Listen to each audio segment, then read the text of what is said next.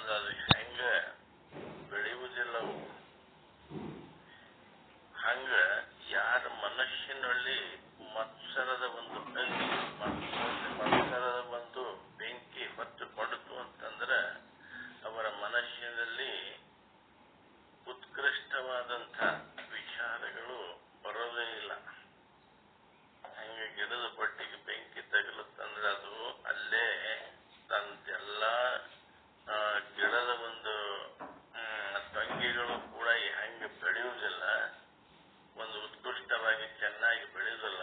ಹಂಗೆ ಯಾರ ಮನಸ್ಸದೊಳಗೆ ಈ ಮಾತ್ಸರ್ಯ ಭಾವ, ಮಾತ್ಸರ್ಯದ ಒಂದು ಅಗ್ನಿ ಹೊತ್ತುಕೊಂಡಿತು ಅಂತಂದ್ರೆ ಅವನ ಮನಸ್ಸಲ್ಲಿ ಯಾವುದೇ ಉತ್ಕೃಷ್ಟ ಉನ್ನತವಾದಂತಹ ವಿಚಾರಗಳು ಕೂಡ ಬರದೇ ಬರಲಾರದೇ ಇರುತ್ತವೆ, ಬರುವುದಿಲ್ಲ ಅಂತ ಅರ್ಥ ಇದೆ.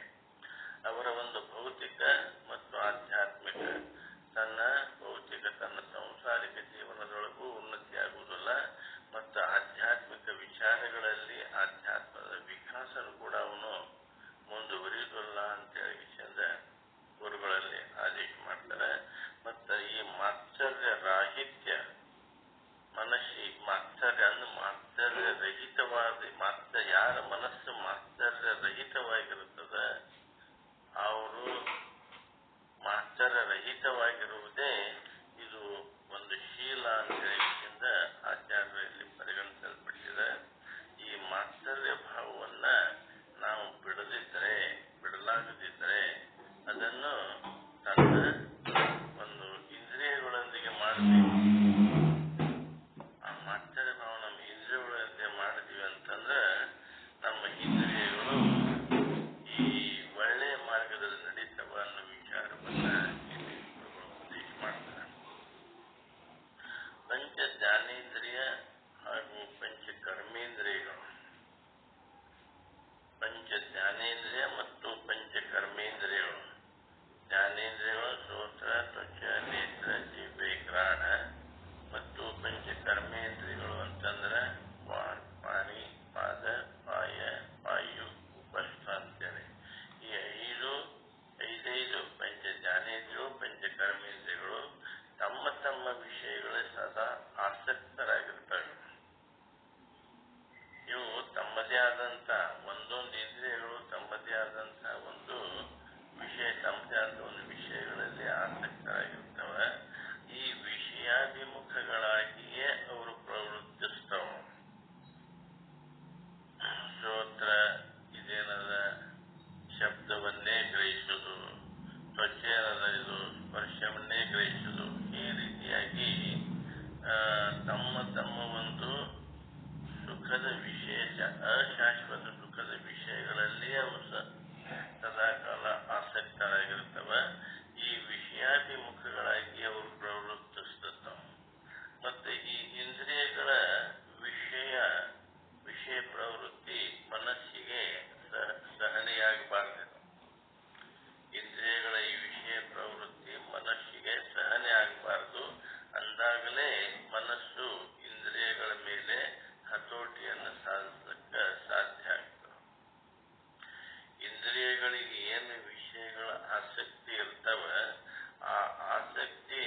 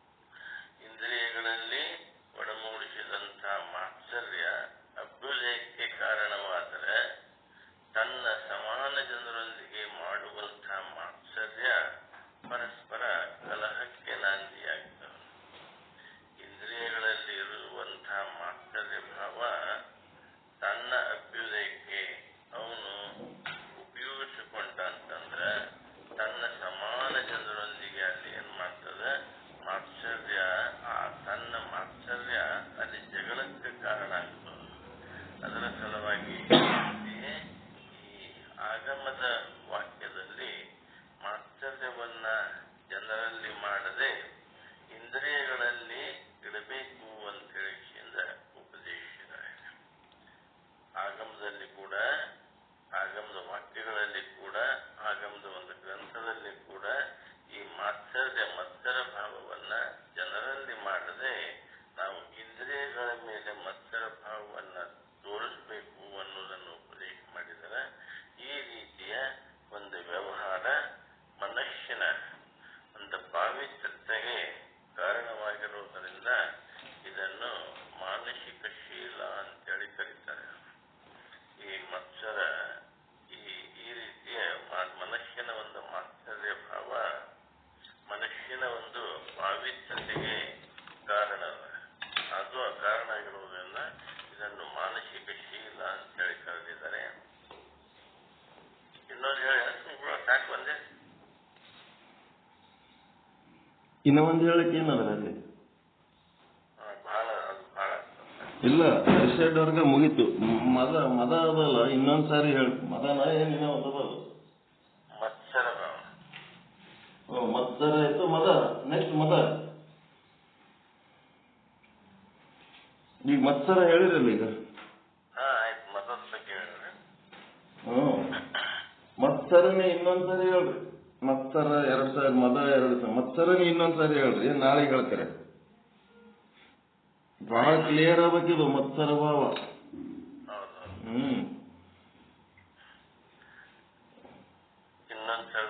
ಮತ್ಸರ ಇನ್ನೊಂದ್ಸಾರಿ ಹೇಳಿ, ಮದ ಒಂದ್ಸಾರಿ ಹೇಳ್ರಿ. ನಾಳೆಗೆ ಮತ್ತೆ ಮದ ಹೇಳಿ ಮುಂದಿನ ಹೇಳಕತ್ತಾರೆ ಸಂಕ್ಷಿಪ್ತವಾಗಿ. ಇದು ಸರಳವಾಗಿ ಓದಿದ್ರೆ ಎಲ್ಲರಿಗೂ ಅರ್ಥ ಆಗ್ತದೆ. ಎಲ್ಲಿ ಯಾರು ಓದ್ತಾರೆ, ಯಾರು ಓದಲ್ಲ. ನಾನೇ ಓದಲ್ಲ. 35ನೇದ್ದು ಇನ್ನೊಂದ್ಸಲ ನೋಡ್ರಿ. ಮತ್ಸರ ಭಾಗದ್ದು ಕರಣೇಶ್ವೈವ ಮಾತ್ಸರ್ಯಂ ನ ಜನೇಶು.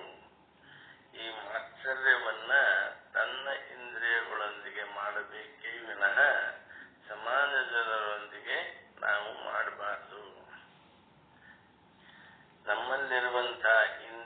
ನಮ್ಮಲ್ಲಿರುವಂತಹ ಮಾತ್ಸರ್ಯ ಗುಣ ತನ್ನಲ್ಲಿರುವಂತಹ ಇಂದ್ರಿಯಗಳೊಂದಿಗೆ ಮಾಡಬೇಕೇ ವಿನಃ ಸಮಾನ ಜನರೊಂದಿಗೆ, ನಮ್ಮ ಸರಿಸಂಗಡವಾಗಿರುವಂತಹ ಜನರೊಂದಿಗೆ ನಾವು ಅದನ್ನ ಬಳಸಿಕೊಳ್ಳಬಾರದು ಅಂತ ಹೇಳ್ತಾರೆ.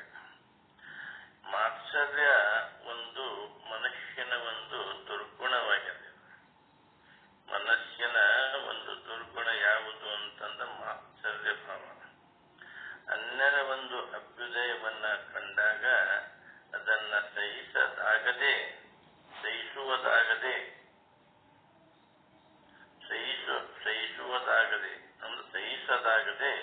ಮನಸ್ಸಿನಲ್ಲಿ ಉಂಟಾದಂತ ಅಸೂಯ ಭಾವನೆ ಮಾತ್ಸರ್ಯ ಅಂತೇಳಿ ಕರೀತಾರೆ.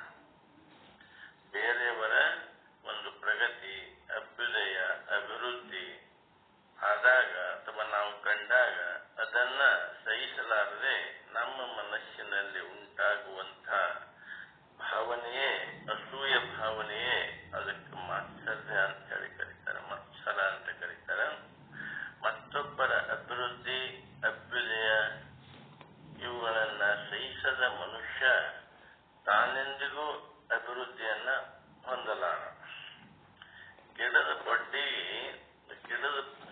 ಬಡ್ಡಿಗೆ ಬೆಂಕಿ ತಗಲಿದರೆ ಅದರ ಶಾಖೆಗಳಲ್ಲಿ ನವ ಪಲ್ಲವಾದಿಗಳು ಉದಿಸದಿರುವಂತೆ, ಗಿಡದ ಬಡ್ಡಿಗೆ ಹೆಂಗ ಬೆಂಕಿ ತಗಲತ್ತು ಅಂತಂದ್ರೆ ಆ ಗಿಡದ ಒಂದು ಶಾಖೆಗಳಲ್ಲಿ ನವಪಲ್ಲವಾದಿಗಳು ಅಂದ್ರೆ ಆ ಗಿಡ ಹೆಂಗ ಚಿಗುರುವುದಿಲ್ಲವೋ, ಬೆಳೆಯುವುದಿಲ್ಲವೋ, ಹೆಂಗ ಉದಯಿಸಿದಿರುವಂತೆ ಯಾರ ಮನಸ್ಸಿನಲ್ಲಿ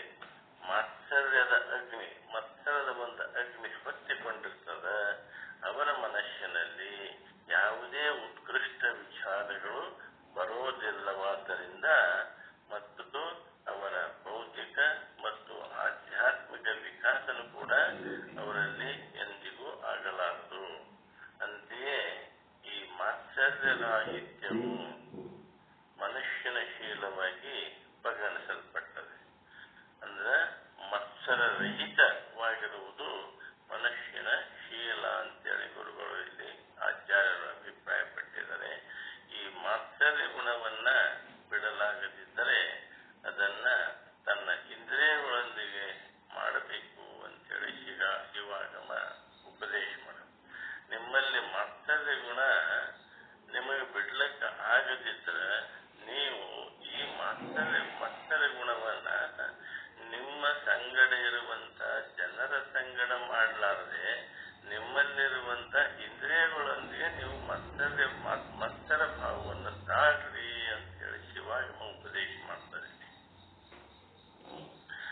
ಪಂಚ ಜ್ಞಾನೇಂದ್ರಿಯ ಮತ್ತು ಪಂಚ ಕರ್ಮೇಂದ್ರಿಯಗಳು ತಮ್ಮ ತಮ್ಮ ವಿಷಯಗಳಲ್ಲಿ ಸದಾ ಆಸಕ್ತಗಳಾಗಿದ್ದು,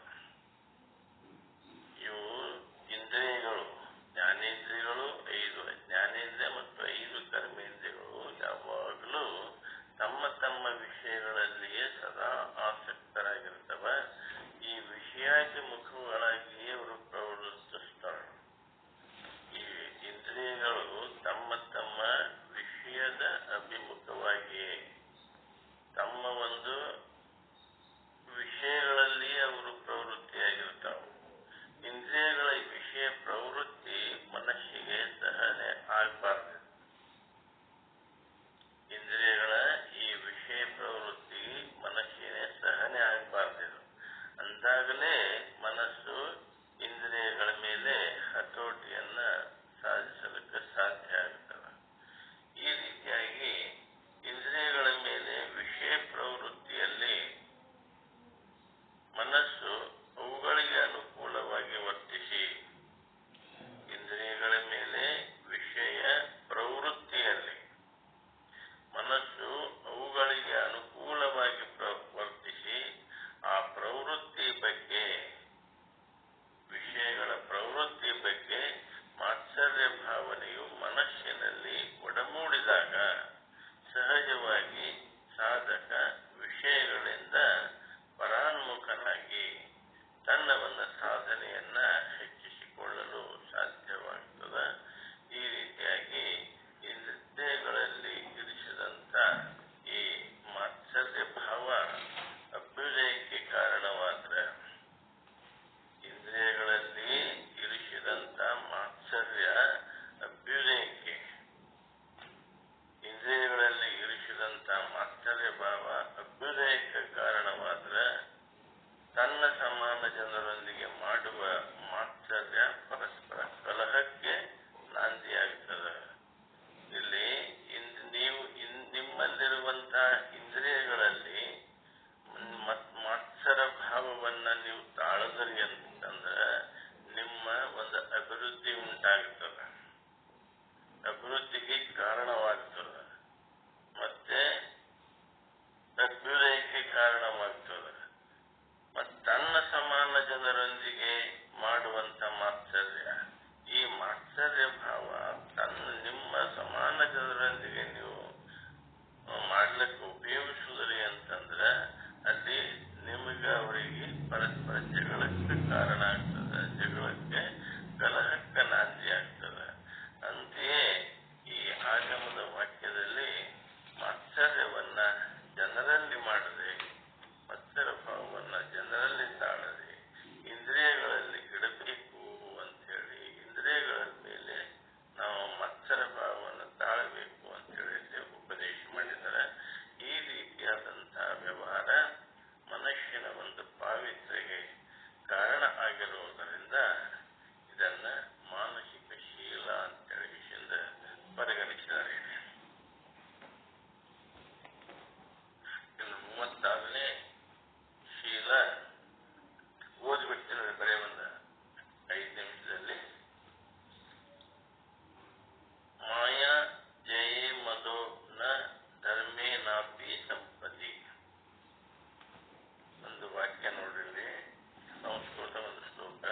ಮಾಯಾ ಜಯೇ ಮದೋ ನ ಧರ್ಮೇ ನಾಪಿ ಸಂಪತ್ತಿ. ಇದರ ಅರ್ಥ ಏನಂತಂದ್ರೆ, ಮಾಯೆಯನ್ನ ಗೆಲ್ಲುವಲ್ಲಿ, ಮಾಯಾ ಜಯೇ ಮಾಯೆಯನ್ನು ಗೆಲ್ಲುವಲ್ಲಿ, ಮದೋ ನ ಧರ್ಮೇ ನಾಪಿ ಸಂಪತ್ತಿ, ಮದ ಅಥವಾ ಅಭಿಮಾನವಿರಬೇಕೇ ವಿನಃ, ಮಾಯೆಯನ್ನ ಗೆಲ್ಲುವಲ್ಲಿ ಮದ ಅಥವಾ ಅಭಿಮಾನವಿರಬೇಕೇ ವಿನಃ ನಮ್ಮ ಧರ್ಮಾಚರಣೆ ಹಾಗೂ ಸಂಪತ್ತಿನಲ್ಲಿ ಇರಬಾರದು. ಮಾಯೆಯನ್ನ ನಾವು ಗೆಲ್ಲಬೇಕಾದ್ರೆ ಅಲ್ಲಿ ಮದ ಮತ್ತು ಅಭಿಮಾನ ಇರಬೇಕೇ ಹೊರತು ನಮ್ಮ ಧರ್ಮಾಚರಣೆ ಮತ್ತು ಸಂಪತ್ತಿನಲ್ಲಿ ಮದ ಇರಬಾರದು ಅಂತ ಹೇಳ್ತಾರೆ. ನಾವು ಆಚರಿಸುವ ಒಂದು ಧರ್ಮಾಚರಣೆಯಲ್ಲಿ ಮದ ಅಭಿಮಾನ ಇರಬಾರದು, ಮತ್ತು ನಾವು ಗಳಿಸುವಂತ, ನಾವು ಸಂಪಾದನೆ ಮಾಡುವಂತ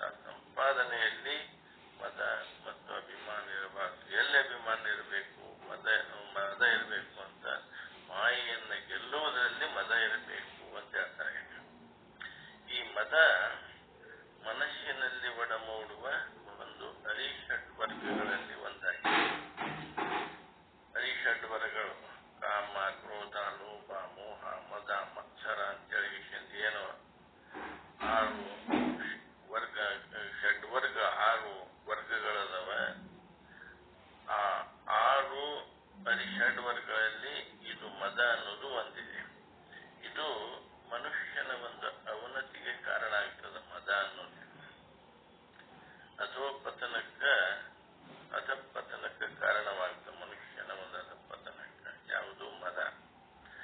ಧನ, ಯೌವನ, ರೂಪ, ವಿದ್ಯೆ, ಅಧಿಕಾರ ಮುಂತಾದ ವಿಷಯಗಳ ಮೇಲೆ ಮನುಷ್ಯ ಅಭಿಮಾನವನ್ನ ತಾಳಿ ಮದೋನ್ಮತ್ತನಾಗಿ ವ್ಯವಹರಿಸುವುದುಂಟು. ಈ ಮದ ಅರಿಷಡ್ವರ್ಗಗಳಲ್ಲಿ ಪರಿಗಣಿತವಾಗಿರುವುದರಿಂದ ಅದರಿಂದ ಯಾರಿಗೂ ಸುಖ ಅಥವಾ ಸಮಾನಾದಿಗಳು ದೊರೆಯಲಾರವು.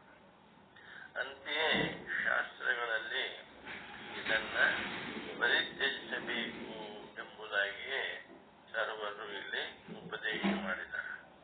ಮದ ಇದು ಶಾಸ್ತ್ರಗಳಲ್ಲಿ ತ್ಯಾಗ ಮಾಡಬೇಕು ಅಂತೇಳಿ ಎಲ್ಲರೂ ಉಪದೇಶ ಮಾಡಿದ್ದಾರೆ. ಈ ಪೂರ್ವದಲ್ಲಿ ಹೇಳಿದ ಈ ಶಿವಾಗಮದ ಒಂದು ಉಕ್ತಿಯಲ್ಲಿ ಧನ ಹಾಗೂ ಧರ್ಮಗಳ ಮೇಲೆ ಅಭಿಮಾನವನ್ನ ಪಡೆದುಕೊಳ್ಳುವುದು ಎಂಬುದಾಗಿ ಉಪದೇಶಿಸಿದ್ದಾರೆ.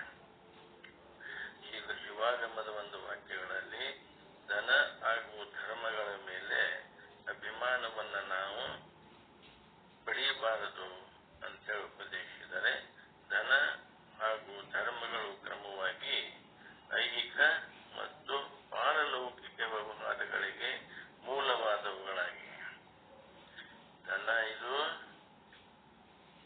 ಐಹಿಕವಾಗಿ, ಧರ್ಮ ಇದು ಪಾರಲೌಕಿಕ ವ್ಯವಹಾರಗಳಿಗೆ ಮೂಲವಾದವುಗಳಾಗಿವ. ಈ ಲೋಕದ ಸರ್ವ ವ್ಯವಹಾರಗಳಿಗೆ ಧನವೇ ಮೂಲವಾಗಿದೆ. ಈ ಒಂದು ನಾವು ಪ್ರಾಪಂಚಿಕ ವ್ಯವಹಾರ ಏನು ಮಾಡ್ತೀವಿ, ಇಲ್ಲಿ ಧನನೇ ಅತಿ ಮುಖ್ಯವಾಗಿದೆ, ಅದೇ ಮೂಲವಾಗಿದೆ. ಈ ಧರ್ಮದ ಮಹತಿಯನ್ನ ಪೂರ್ವ ಸುಭಾಷಿತಕಾರರು ಈ ರೀತಿಯಾಗಿ ಉಪದೇಶ ಮಾಡ್ತಾರೆ. ಧನೇನ ನಿಷ್ಕುಲೀನಾಂ, ಧನೇನ ನಿಷ್ಕುಲೀನಾಃ ಕುಲೀನಾ ಭವಂತಿ, ಧನ್ಯೇರಾಪದಂ ಮಾನವ ತರಂತಿ, ಧನೇಭ್ಯಃ ಪರೋ ಬಾಂಧವೋ ನಾಸ್ತಿ ಲೋಕೆ, ಧನಾನರ್ಜಯತ್ವಂ ಧನಾನ್ಯರ್ಜಯತ್ವಂ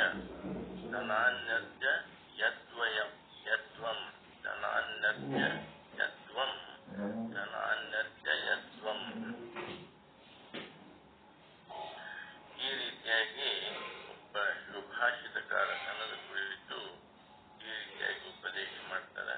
ಇದರ ಅರ್ಥ ಏನು ಅಂತಂದ್ರೆ, ಈ ಶ್ಲೋಕದ ಅರ್ಥ, ಧನದಿಂದ ಕುಲಹೀನನು ಕುಲವನಂತೆ ಮರ್ಯಾದೆಯನ್ನ ಪಡೆಯಬಲ್ಲ.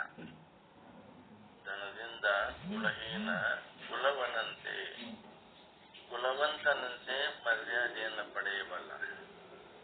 ಅವನ ಹತ್ರ ರೊಕ್ಕ ಇತ್ತು ಅಂತಂದ್ರ ಕುಲಹೀನನಾದವನು, ಅಂದ್ರೆ ಎಲ್ಲಾನು ಬಿಟ್ಟು ನಿಂತವನು, ಮೂರೂ ಬಿಟ್ಟು ನಿಂತವನು ಅಂತ ಹೇಳ್ತಾರ. ಅಂತವನಿಗೆ ಕುಲಹೀನ, ಮಾನ ಮರ್ಯಾದೆ ಏನು ಇಲ್ಲದವನು. ಅವನ ಹತ್ರ ಧನ ಇತ್ತು ಅಂತಂದ್ರ ಅವನಿಗೆ ಮರ್ಯಾದೆ ಹೆಚ್ಚು ಕೊಡ್ತಾರೆ ಎಲ್ಲಾರು.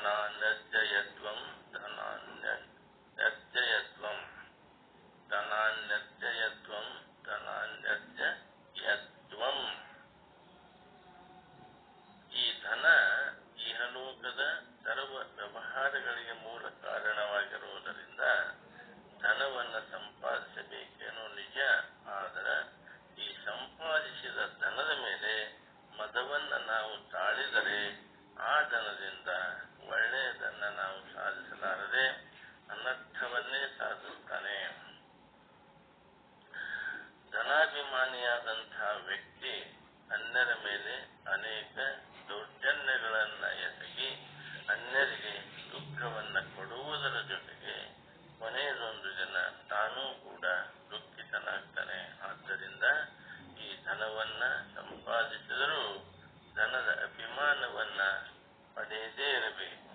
ನೀವು ಸಾಕಷ್ಟು ಧನ ಸಂಪಾದನೆ ಮಾಡ್ರಿ, ಆದ್ರೆ ಆ ಧನದ ಮೇಲೆ ಅಭಿಮಾನ ಇರಬಾರದು. ಇದೇ ಪ್ರಕಾರವಾಗಿ ಪರಲೋಕದ ವ್ಯವಹಾರಗಳಿಗೆ ಧರ್ಮವೇ ಮೂಲ.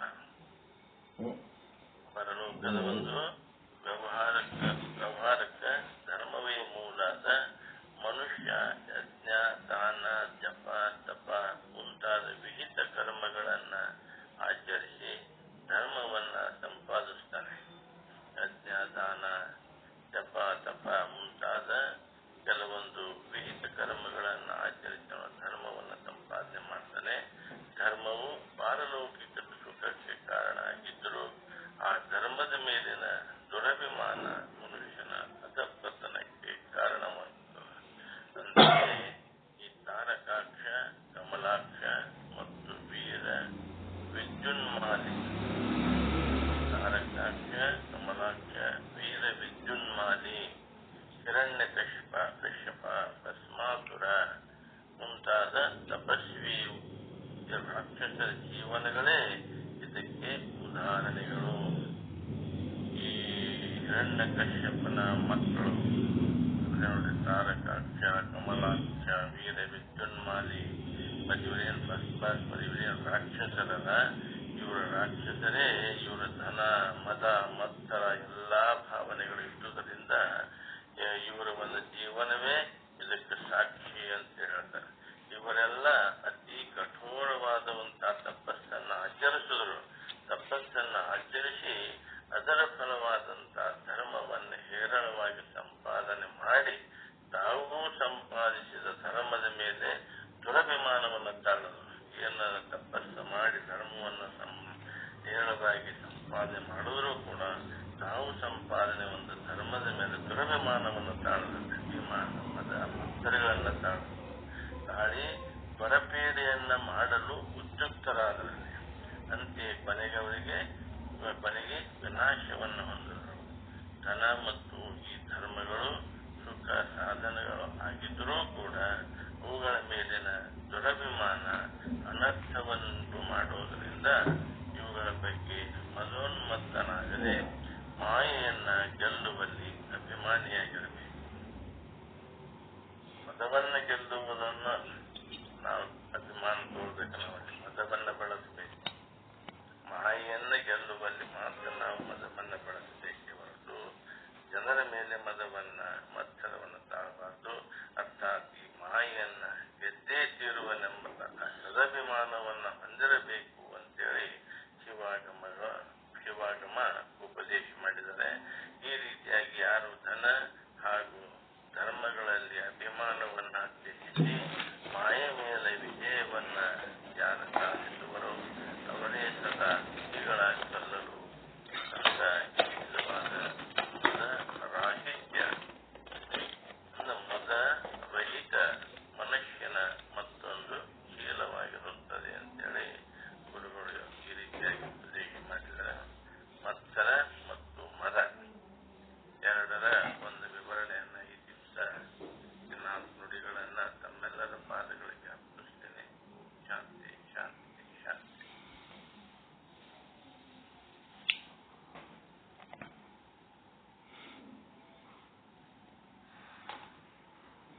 ಮತ್ಸರ ಎದರ ಮೇಲೆ ಮಾಡಬಾರ್ದ್ರಿ?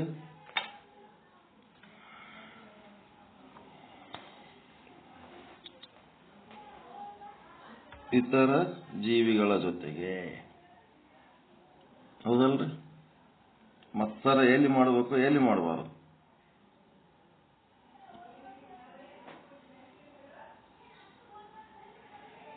ಏನ್ ಬಂದ್ ಮಾಡಿದ್ರ? ಮತ್ಸರ ಎಲ್ಲಿ ಮಾಡ್ಬೇಕಂತ ಹೇಳಿದ್ರಿ, ಎಲ್ಲಿ ಮಾಡಬಾರ್ದು ಅಂತ ಹೇಳಿದ್ರಿ. ಏನ್ ತಿಳ್ಕೊಂಡ್ರಿ?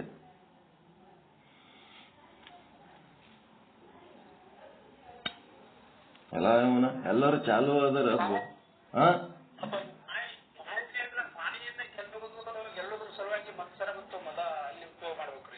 ನಾ ಕೇಳೋ ಪ್ರಶ್ನೆ ಎಷ್ಟು ಕೇಳ್ತೀನಿ ಅಷ್ಟೇ. ಮತ್ಸರ ಎಲ್ಲಿ ಮಾಡ್ಬೇಕಂತ ಹೇಳಿದ್ರು, ಎಲ್ಲಿ ಮಾಡಬಾರ್ದು ಅಂತ ಹೇಳಿದ್ರು. ಮಾಯೆ ಎಲ್ಲಿ? ಇಂದ್ರಿಯಗಳಲ್ಲಿ ಮಾಡಬೇಕು. ಇಂದ್ರಿಯಗಳಲ್ಲಿ ಮತ್ಸರ ಮಾಡಬೇಕು. ಮತ್ತೆ ಮತ್ಸರ ಎಲ್ಲಿ ಮಾಡಬಾರ್ದು ಅಂತ ಹೇಳಿದ್ರು ಗುರುಗಳು.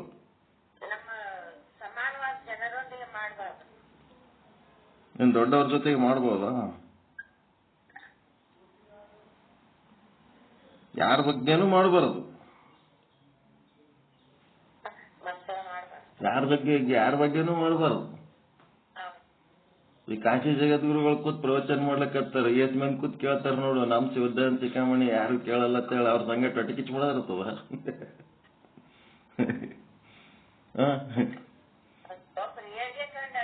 ಒಬ್ಬರದ ಶ್ರೇಷ್ಠತೆ ನೋಡಿ ಹೊಟ್ಟೆ ಕಿಚ್ಚು ಕೊಡಬಾರ್ದು. ಯಾರದಾರ ಒಂದ್ ಶ್ರೇಷ್ಠ ಆದ್ರು, ಯಾರ ಮಕ್ಕಳರೇ SSLC ಪಾಸ್ ಆದ್ರು, ಯಾರ ಮಕ್ಕಳರೇ PUC ಪಾಸ್ ಆದ್ರು, ಯಾರಿಗಾರ ಇಂಜಿನಿಯರಿಂಗ್ ಮೆಡಿಕಲ್ ಸೀಟ್ ಸಿಕ್ತು, ಯಾರಿಗಾರ ನೌಕರಿ ಸಿಕ್ತು, ಯಾರಿಗಾರ ಮಕ್ಕಳಾದ್ರು, ಯಾರ್ದ ಮದಿ ಆಯ್ತು, ನಮ್ಗೆ ಸಂಬಂಧ ಇಲ್ಲ. ಅದು ಅವ್ರವ್ರ ಭೋಗ ಅವ್ರು ಅನುಭವಿಸ್ತಿರ್ತಾರ. ಸುಮ್ನೆ ಇವು ಕುದಿತಿರ್ತಾವ ಮತ್ಸರ ಹೊಟ್ಟೆ ಕಿಚ್ಚು.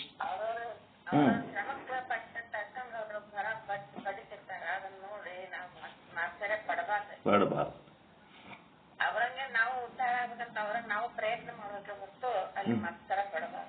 ಪ್ರಯತ್ನ ಮಾಡ್ರಿ ಬಿಡ್ರಿ, ಅವ್ರಿಗೆ ನಿಮ್ಗೆ ಸಂಬಂಧ ಇಲ್ಲ. ಅವ್ರ ಭೋಗ ಅವ್ರಿಗೆ, ನಮ್ ಭೋಗ ನಮಗ. ದೇವ್ರ ಅವ್ರಿಗೆ ಏನ್ ಕೊಟ್ಟನ ಅದು ಅನುಭವಿಸ್ತಿರ್ತಾರ. ಯಾರೋ ಕಾರ್ ತಂದಾರ ಅಂತ ಹೇಳಕ್ಕೆ ಅವ್ರ ಮೇಲೆ ನಾವು ಹೊಟ್ಟೆ ಕಿಚ್ಚು ಪಡ್ಬೇಕಾ?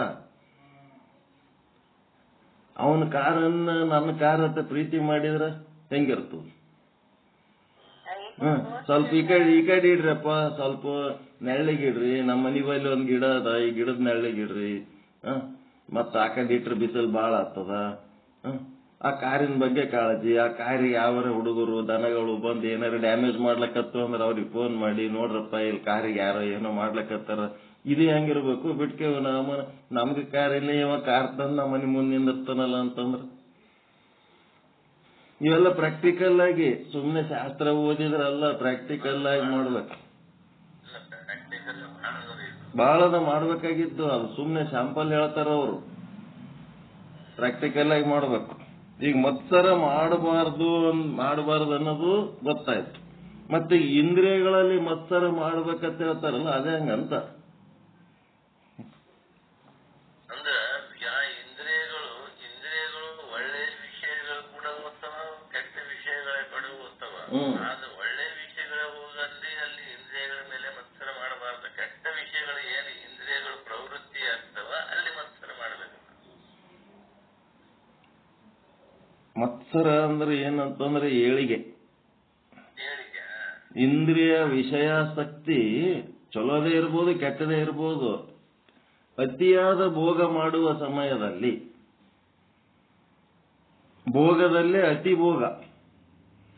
ಈಗ ಟಿವಿ ನೋಡ್ಲಕತ್ತೀವಲ್ಲ, ಕಂಟಿನ್ಯೂಸ್ ಟಿವಿನೇ ನೋಡ್ಕೊತ್ ಕೂತ್ರ ಮನೆಗೆ ಬೈತಾರ ಇಲ್ಲ? ಅದೇನ್ ಟಿವಿ ನೋಡ್ತೀವಿ ನಡಿ ಆ ಕಡೆ.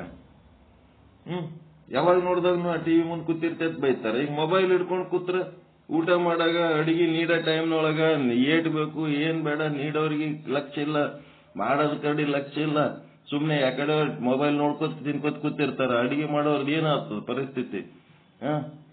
ಈ ಮೊಬೈಲ್ ಅತಿ ಭೋಗ ಯಾವುದೇ ಆಗಲಿ ಅತಿ ಭೋಗ. ಅತಿ ಭೋಗ ಇದ್ದ ಹೊತ್ನಾಗ ಏನ್ ಮಾಡ್ಬೇಕು? ಈ ಇಂದ್ರಿಯಗಳಿಗೆ, ಅಂತಃಕರಣಗಳಿಗೆ ಕಂಟ್ರೋಲ್ ಮಾಡ್ಬೇಕು.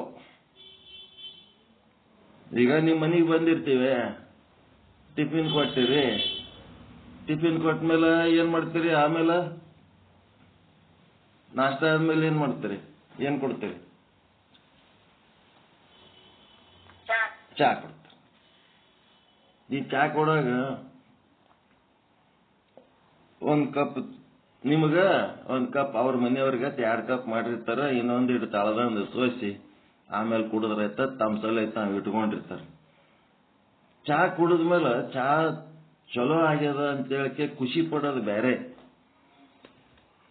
ಚಾ ಚಲೋ ಆಗ್ಯದ ಇನ್ನೊಂದ್ ಕಪ್ ಕೊಡ್ರಿ ಅಂದ್ರೆ ಒಳಗ್ ಮನಸ್ಸು ಚಾ ಹೆಡ್ ಚಲೋ ಆಗ್ಯದ ಇನ್ನೊಂದ್ ಕಪ್ ಕುಡಿಬೇಕು ಅನ್ಸ್ಲಕತ್ತದ ಅಂದೊತ್ನಾಗ ಅದಕ್ಕೆ ನೆತ್ತಿ ಬಿಡಿಬೇಕವ. ಅವ್ರು ಬಂದಿದ್ದು ನಮಗ್ ಚಾ ಕೊಡು ಅಂದ್ರೆ ಕೊಡ್ತಾರ. ಅವ್ರ ಮನಸ್ಸು ವಿಶಾಲ ಆಗಿರ್ತದ. ಇನ್ನೊಂದ್ಸರಿ ಚಾ ಮಾಡಿ ಕೊಡಟ್ಟವ್ರು ರೆಡಿ ಇರ್ತಾರ. ಆದ್ರ ನಾವು ನಮ್ಮ ಮನಸ್ಸಿಗೆ ಅಲ್ಲಿ ನೆತ್ತಿ ಬಡಿಯೋದು ಕಲಿಬೇಕು. ಅದೇ ಮತ್ಸರ. ಚಂದ ಆಗ್ಯದ ಅಂತಂದ್ರೆ ಕುಡಿದು ಸಂತೋಷ ಪಡೋದ್ ಬಿಟ್ಟು ಇನ್ನ ಇಟ್ಟು ಬೇಕಂತ ನೀನು ಎದ್ದು ಕುಂದಿರ್ಲಿಕ್ಕತ್ತಿದೆಲ್ಲ ಬ್ಯಾಡ ಸಾಕಂತ ಹೇಳಕ್ಕೆ ಅದನ್ನ ಕಂಟ್ರೋಲ್ ಮಾಡ್ಬೇಕು. ಊಟ ಮಾಡಾಗನು ರುಚಿ ಆಗ್ಯದ ಅಂತ ಹೇಳಕ್ಕೆ ದಬಾಯಿಸಿ ಒಂದು 20 ಚಪಾತಿ ತಿಂದ್ರ ಪಲ್ಯ ರುಚಿ ಆಗ್ಯದ ಅಂತ ಹೇಳಿ ಅದು ಬೆಕ್ಕದಷ್ಟು ಇರ್ಲಿ, ಅಲ್ಲೇ ಕಂಟ್ರೋಲ್. ವಿಷಯ ಅತಿ ಭೋಗಾಸಕ್ತಿಗಳು ಏನಾರ ಮನಸ್ಸಿನಾಗ ಆಗ್ಲಿ ಇಂದ್ರಿಯಗಳಲ್ಲಿ ಆಯ್ತು ಅಂತಂದ್ರ ಅವು ರುಚಿ ಆಗ್ಯಾವ ಅಂದ್ರೆ ಅಪ್ರಿಸಿಯೇಟ್ ಮಾಡ್ಬೇಕೆ ಹೊರತು ಇನ್ನಾಟ್ ತಿಂದ್ರೆ ಅದು ಡೈಜೆಷನ್ ಹೊಡ್ತಾ ಅಲ್ಲ, ಅದು ಆರೋಗ್ಯ ಹಾನಿ, ತಿಂದ ಮಾಲ ಹಾಳ, ಆರೋಗ್ಯ ಹಾಳ. ಯಾವುದೇ ಅಲ್ಲಿ ಇಂದ್ರಿಯಗಳಲ್ಲಿ ಮತ್ಸರ ಅಂತಂದ್ರ ಇದು ಯಾವಾಗ ಅತಿ ಭೋಗಕ್ಕೆ ಬೆನ್ನ ಹತ್ತದ ಅವಾಗ ನೆತ್ತಿ ಬಡಿಬೇಕದಕ್ಕೆ. ಖಂಡಿಸದೆ ಕರಣಗಳನ್ನ, ಈ ಶರೀರದೊಳಗಿರುವ ಕರಣಗಳು ಮನ, ಆಸಕ್ತಿ, ಮನ, ಬುದ್ಧಿ, ಚಿತ್ತ, ಅಹಂಕಾರ. ಆಸಕ್ತಿ, ಮನ, ಬುದ್ಧಿ, ಚಿತ್ತ, ಅಹಂಕಾರ ಇವುಗಳನ್ನ ಖಂಡನ ಮಾಡ್ಬೇಕು. ಇವು ಯಾವಾಗನು ಏನ್ ಮಾಡ್ತಿರ್ತಾವ? ಕಾಮ, ಕ್ರೋಧ, ಲೋಭ, ಮೋಹ, ಮದ, ಮತ್ಸರ, ಸಂಶಯ ಆದಿಗಳಲ್ಲಿ ಅದು ಏನ್ ಮಾಡ್ತದ? ನೀವು ಕರೆಯದೇ ಬೇಕಾಗಿಲ್ಲ, ತಾನೇ ಬಂದು ತನ್ನ ಕಾರ್ಬಾರ್ ಚಾಲು ಮಾಡಿಬಿಡ್ತದ. ಅದಕ್ಕೇನ್ ಮಾಡ್ಬೇಕು? ಅವಕ್ಕೆ ಖಂಡನ ಮಾಡೋದು ಕಲಿಬೇಕು.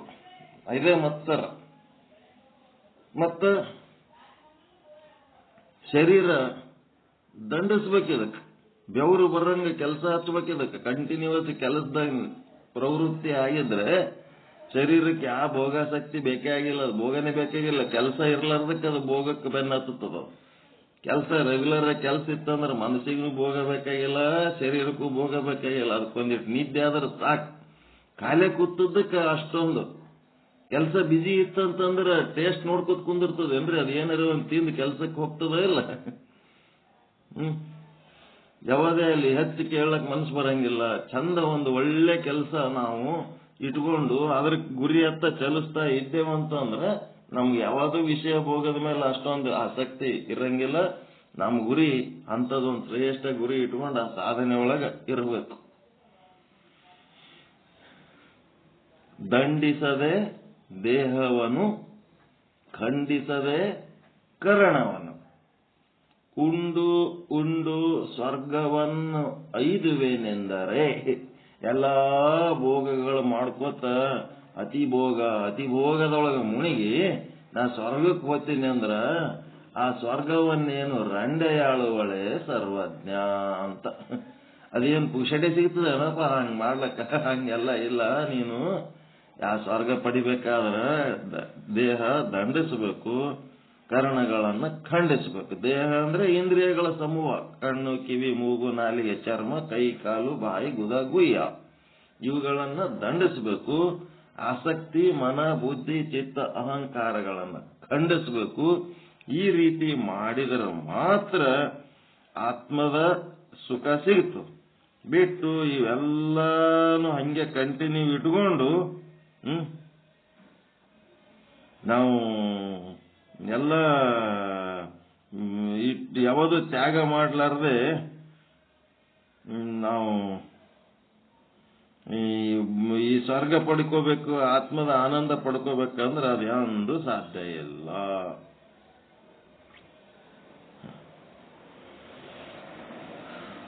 ಅದಕ್ಕ ಇಂದ್ರಿಯಗಳು, ಕರಣಗಳು ಯಾವಾಗ ಅತಿ ಭೋಗದೊಳಗ ಎದ್ದು ಕೊಂದಿರ್ತಾವ ಆವಾಗ ಅದಕ್ಕೆ ನೆತ್ತಿ ಬಡಿಬೇಕು. ಮನ್ಯಾಗ ನೋಡ್ರಿ, ಹೊರಗೋದಾಗ ಒಂದೇ ದೋಸೆ ತಿಂದ್ರೆ ಮನ್ಯಾಗ, ಹೊರಗೆ ಹೋದಾಗ ಒಂದೇ ಒಂದು ದೋಸೆ ತಿನ್ನೋನ ಹೊಟ್ಟಿ ತುಂಬದ ಕೇಳಕ್ಕೆ ಎದ್ದು ಹೊರಗೆ ಬರ್ತಾರೆ. ಮನ್ಯಾಗ ತೊಂಬ ಏನ ಏಸ್ ದೋಸೆ ತಿಂತೀರಿ ನೋಡಿರ? ಇಡ್ಲಿ 1 ಕಿಲೋ ಇಡ್ಲಿ ಒಮ್ಮೆ ತಿಂತೀರಿ ಮನ್ಯಾಗ, ಅಲ್ಲಿ 2 ಇಡ್ಲಿ ತಿಂತೀರಿ ಹೋಟೆಲ್ನಾಗ. ಹೋಟೆಲ್ನಾಗ ಹೆಂಗ್ ತಿಂತೀರಿ, ಮನ್ಯಾಗ ಹಂಗೆ ತಿನ್ಬೇಕು. ಊಟ ಮಾಡಾಗ ಹೆಂಗಿರ್ಬೇಕು? ಬಿಚ್ಚುಕ ಉಂಡಂಗ್ ಉಣ್ಬೇಕಂತ. ಏನ್ ಸಿಕ್ಕದ ಏಡ್ ಸಿಕ್ಕದ ಅಟ್ಟೆ. ಊಟ ಮಾಡಾಗ ರಾಜ ಆಗಿ ಉಣಬಾರ್ದಂತ. ರಾಜ ಭೋಗ ವರ್ಜ, ಯತಿ ಸಾಧನೆ ಮಾಡುವಂತ ಯತಿ ಆತ್ಮ ಸಾಧಕನಿಗೆ ರಾಜಭೋಗ ವರ್ಜ. ಭಿಕ್ಷುಕನಿಗೆ ಹೆಂಗ ಅವನೇನು ಚಾಯ್ಸ್ ಮಾಡ್ತಾನೆ, ಅದೇ ಬೇಕು ಇದೇ ಬೇಕಂತ ಹೇಳಕ್ಕೆ ಅವನ ಜಿದ್ ಮಾಡ್ತಾನ. ಏನ್ ಸಿಕ್ಕದ್ ತಿಂತಾನ, ಏನ್ ಸಿಕ್ಕಡ್ ತಿಂತಾನ. ಹಂಗ ಊಟ ಮಾಡುವಾಗ ಭಿಕ್ಷುಕನಾಗಿ ಉಣಬೇಕಂತ.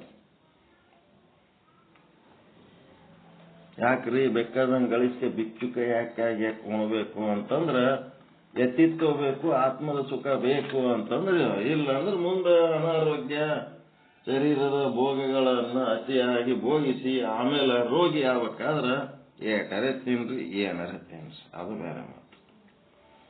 ಓಕೆ, ಇಂದ್ರಿಯಗಳಲ್ಲಿ ಮತ್ಸರ ಮಾಡಬೇಕು ಅಂತಂದ್ರೆ ಗೊತ್ತಾಯ್ತಾ?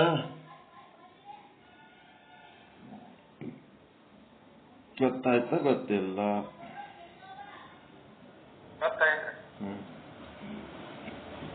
ಏನ್ ಗೊತ್ತಾಯ್ತು? ಏನು ಗೊತ್ಕೊಂಡ್ರೆ ಅವ್ರಿಗೆ ಏನ್ ಗೊತ್ತಾಗ್ಯದ, ಏನ್ ಗೊತ್ತಿಲ್ಲ.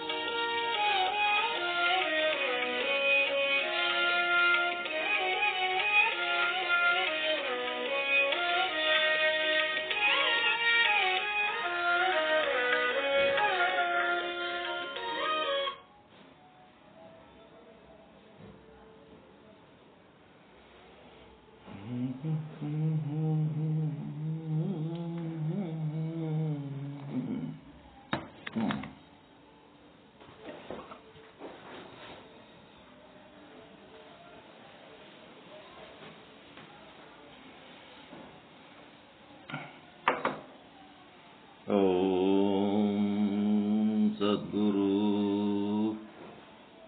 साधु निश्चलदास जिये नमः।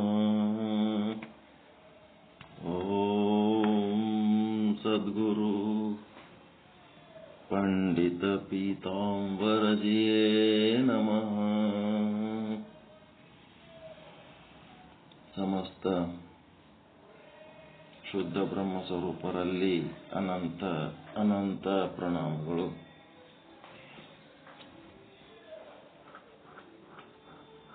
ಮತ್ಸರದ ಬಗ್ಗೆ ಬಹಳ ಆಲೋಚನೆ ಮಾಡಬೇಕು. ಮತ್ಸರ ನಮ್ಮಲ್ಲಿ ಉಂಟಾದಾಗ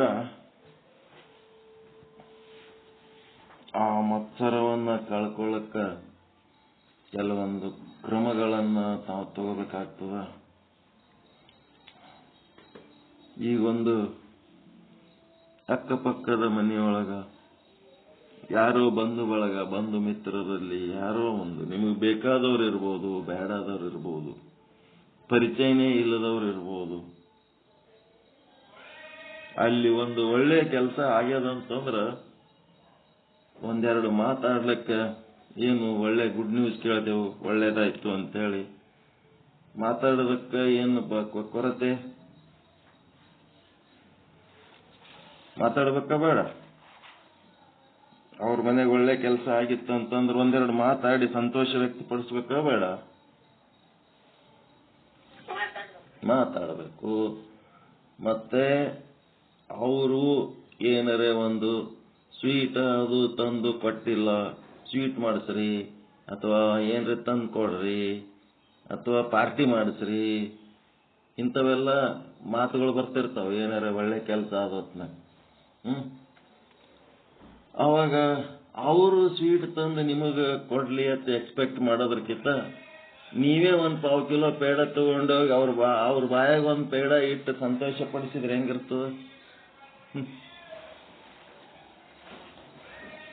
ಮತ್ಸರವನ್ನ ಕಳ್ಕೊಳ್ಳೋದು ಕ್ರಮ ಇದು. ಅವ್ರ ಸ್ವೀಟ್ ಅವ್ರಿಗೆ ಚಲೋದಾಗ್ಯದ ಅಂತ ಹೇಳಕ್ಕೆ ಸ್ವೀಟ್ ಅವ್ರು ತಂದು ಕೊಡ್ಲಿ ಅನ್ನೋದಕ್ಕಿಂತ ನೀವೇ ಸ್ವೀಟ್ ತಗೊಂಡೋಗಿ ಅವ್ರ ಬಾಯಾಗ ಇಟ್ಟು ನಿಂಗೆ ಚಲೋದಾಗ್ಯದತ್ತ, ಖುಷಿ ಆಯ್ತಪ್ಪ, ಅದಕ್ಕೆ ನಿನಗೆ ಸ್ವೀಟ್ ತಿನ್ಸಕ್ ಬಂದೀನಿ ಅನ್ನೋದು ಹೆಂಗಿರ್ತದ?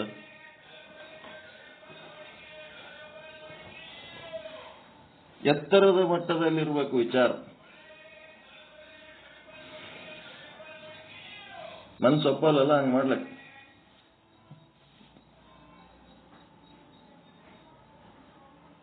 ಅವ್ರಿಗೆ ಚಲೋದಾಗಿರ್ತದ, ನಾವೇ ಸ್ವೀಟ್ ಒಯ್ಬೇಕ್ರಿ ಅನ್ನಿಸ್ತದಲ್ಲ.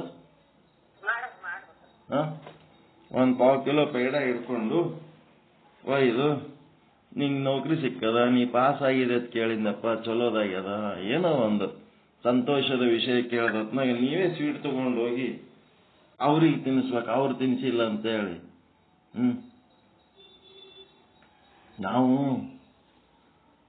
ನಮ್ಮ ಹುಡುಗರದು ರಿಸಲ್ಟ್ ಅದು ಬಂದತ್ನಾಗ ಒಬ್ಬರು ಹಿಂಗೆ ಸ್ವೀಟ್ ಡಬ್ಬಿ ತಗೊಂಡು ಒಬ್ಬರು ಬಲ್ಲಿ ಹೋಗಿ ಮತ್ತೆ ಡಬ್ಬಿ ತೆಗೆದಕ್ಕೆ ಸ್ವೀಟ್ ತೋರಿ ಹಿಂಗಾಗ್ಯದತ್ತ ಏನೋ ಒಂದು ನಮಗೆ ಉಪಕಾರ ಸ್ಮರಣೆ ಇದ್ದವರಿಗೆ ಹೋಗಿ ಕೊಡ್ಲಕ್ಕ ಹೋದ್ರೆ ಏನು ಪಾರ್ಟಿ ಕೊಡ್ಬೇಕು. ನೀವು ಬರೀ ಒಂದು ಸ್ವೀಟ್ ಡಬ್ಬಿ ಹಿಡ್ಕೊಂಡು ಬಂದ್ರಿ ಹೆಂಗ? ಆಯ್ತು ಕೊಡಮ್ಮ, ಆಯ್ತು. ತೃಪ್ತಿನೇ ಇರಂಗಿಲ್ಲ ಮನುಷ್ಯಾಗ, ಏನು ತೃಪ್ತಿನೇ ಇಲ್ಲ. ಸ್ವೀಟ್ ತಿಂದು ಸಂತೋಷ ಪಡೋ ಗುಣ ಇಲ್ಲ. ಪಾರ್ಟಿ ಎಲ್ಲಿ ಪಾರ್ಟಿ ಹೋಗಮ್ ನಡಿ, ನೀನು ಏನ್ ತಿಂತಿದಿ, ಯಾವ ಹೋಟೆಲ್ ಹೋಗಮ್ ನಡಿ ಅಂತ ಕರ್ಕೊಂಡೋಗಿ ಎಲ್ಲ ಏನೇನ ತಿಂದಕ್ಕೆ ಲಾಸ್ಟಿಗೆ ಅದೇನೋ ಫಿಂಗರ್ ಬೌಲ್ ಅಂತ. ಏನ ಫಿಂಗರ್ ಬೌಲ್ ಎಲ್ಲಿ ಅದ? ಎಲ್ರಿ ನಮ್ಮಲ್ಲಿ ಕೊಡಂಗಿಲ್ಲ. ಫಿಂಗರ್ ಬೌಲ್ ಕೊಡಲ್ಲ ಅಂದ್ರೆ ಎಂತ ಹೋಟೆಲ್ ನಿಮ್ದು ಅಂತ ಹೇಳಕ್ಕೆ ಏನೇನೋ ತಿಂದಕ್ಕೆ ಆಮೇಲೆ ಫಿಂಗರ್ ಬೌಲ್ ಇಲ್ಲ ಅಂದ್ರೆ ಅದ್ರ ಸಲ ಕಿರಿಕಿರಿ ಮಾಡ್ಕೊಂಡು ಎಂತ ಹೋಟೆಲಿಗೆ ಕರ್ಕೊಂಡ್ ಬಂದಿರಿ, ಫಿಂಗರ್ ಬೌಲ್ ಕೊಡಲ್ಲ.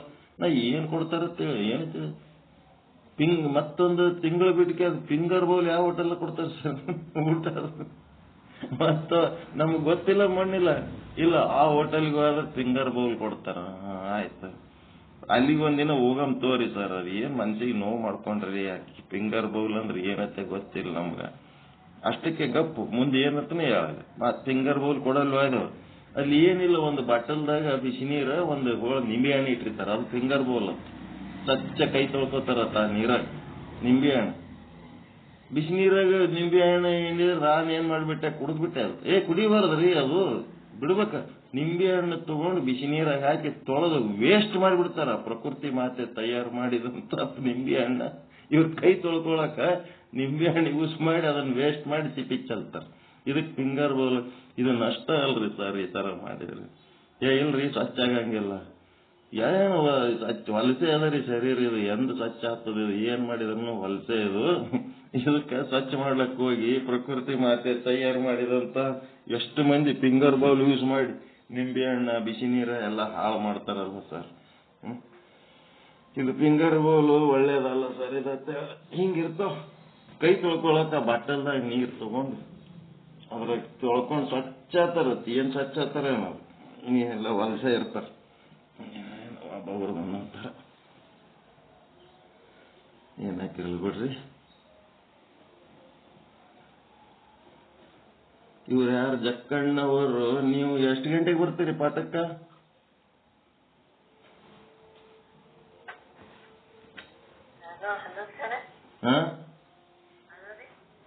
ಅದೇ ಎಷ್ಟು ಗಂಟೆಗೆ ಬರ್ತೀರಿ ನೀವು ಪಾಠಕ್ಕ? ಆರಾಮ ಆಗದ್ರ ಸಲುವಾಗಿ ಇದು ಪಾಠ ಇರೋದು. 5:30 ಅರ್ಲಿ ಆಗ್ತದ, 6ಕ್ಕೆ ಬರ್ತೀನಿ ಅಂತೇಳಿ ಎಲ್ಲಿರ್ತೀರಿ 6ಕ್ಕ? ಅವರೆಲ್ಲ ಯೋಗ ಯಾರ ಸಲುವಾಗಿ ಮಾಡಿಸ್ತಿರ್ತಾರ? ಶರೀರ ಶುದ್ಧಿ ಯಾರ ಸಲುವಾಗಿ ಮಾಡಿಸ್ತಿರ್ತಾರ? ಅತ್ಯಂತ ಅವಶ್ಯಕತೆ ನಿಮಗದ ಅದು ಯೋಗ. ಅದೇ ಪಾಠಕ್ಕೆ ನೀವು ಅಟೆಂಡ್ ಆಗಂಗಿಲ್ಲ.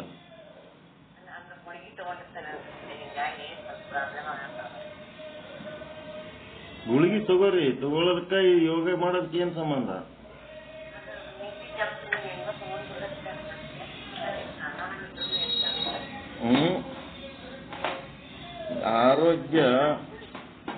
ಆರೋಗ್ಯ ಸಂಬಂಧಿ ಸಾಧನೆಗಳು ಏನ್ ಮಾಡಿಸ್ತಿರ್ತಾರ ಅವುಗಳನ್ನ ತಪ್ಪಿಸ್ಕೊಂಡ್ರ ಯಾರ ಸಲುವಾಗಿ ಮಾಡಿಸ್ತಿರ್ತಾರ?